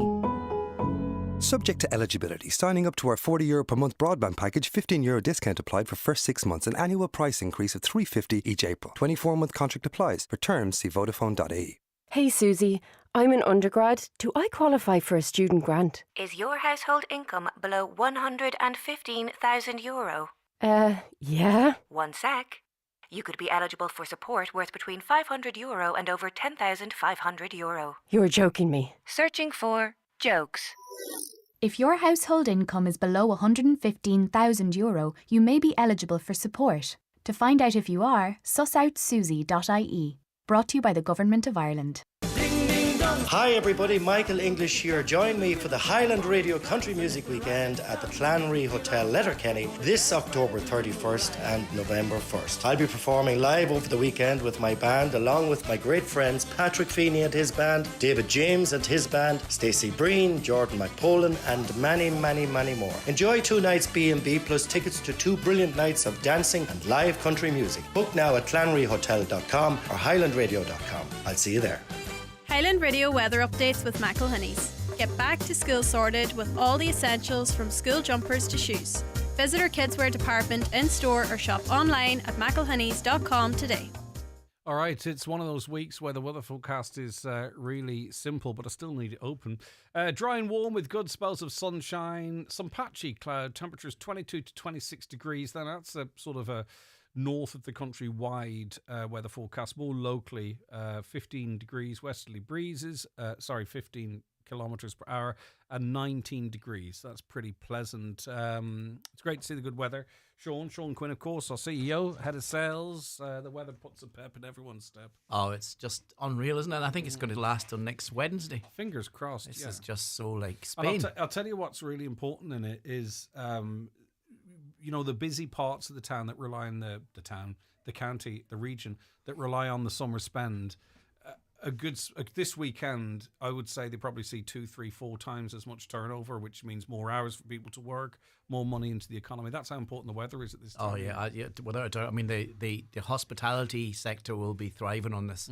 The little cafes, coffee shops, takeaways, they'll all be doing well out of this because when we're happier, we spend more money. Yeah, of course, yeah, for sure. Talking of money, will we give some away? Well, because we are giving away $2,500 on the show, which I think is really quite significant. It's part of our big summer draw, $20,000 in total. Yep. $2,500 this week, $2,500 next week, the following week another $2,500, Yep. and then we're into September. Yeah, the first Friday in September. So Leo give away the final $2,500, and then the biggie. 10 grand. You will be giving away 10,000 in cash to somebody. It's brilliant. Yeah. Unbelievable. I love this because, as I say, it's not guaranteed, but this is our thing, our regional thing. Do you know what I mean? And I think every time so far it's been someone from within the Northwest or the county, in fact, that's won. Doesn't mean it has to be, but you know what I mean. It means that we're all having a bit of fun together. Right, so shall we just crack on and get a ticket? Let's get somebody to win $2,500. Okay, so he's got the big trambola. It's the one thing Fionnuala didn't take to Galway with her, as much as she loved it. I retained it. Yeah, and he's given it a big turn, and he's going to dig as deep as his arms will allow. And he's pulled out a ticket. So he has the ticket here, and Sean, it's up to you to shout it. Yeah.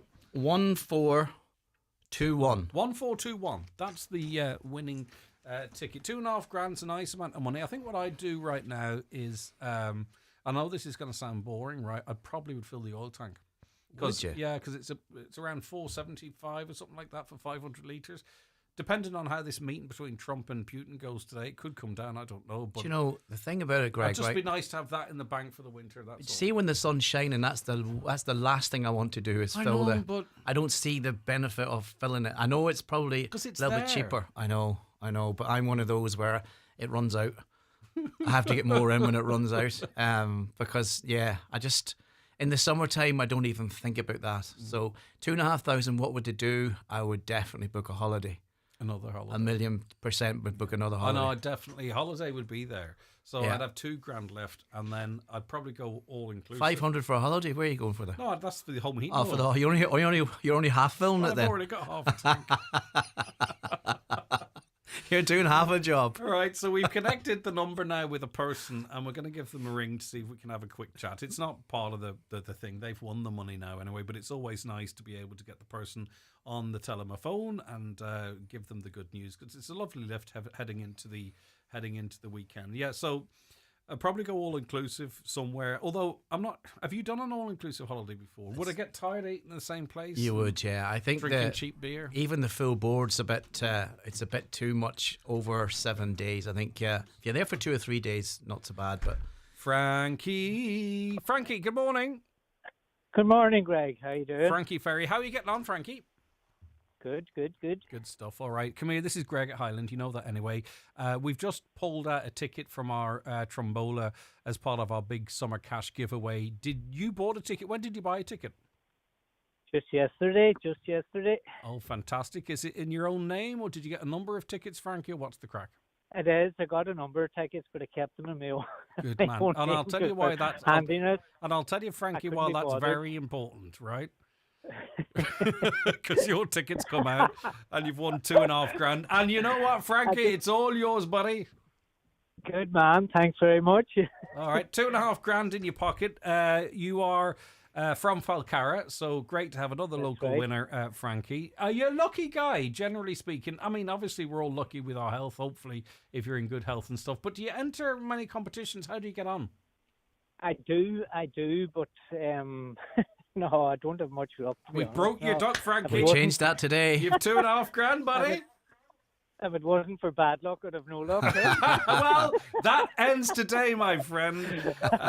Sean, it's great. Frankie's It's doing brilliant. all right, It's very pretty, yeah, and it's great Good to on break you, that. Thanks very much. It's great to change that trend. Now you're now a winner. You've now $2,500, and the other thing is you're back in the draw. So you There have we go. you have another 4 chances to win. So, Frankie, are you going to be one of these boys that when they find out you win, they'll say to you, "Oh, money goes to money"?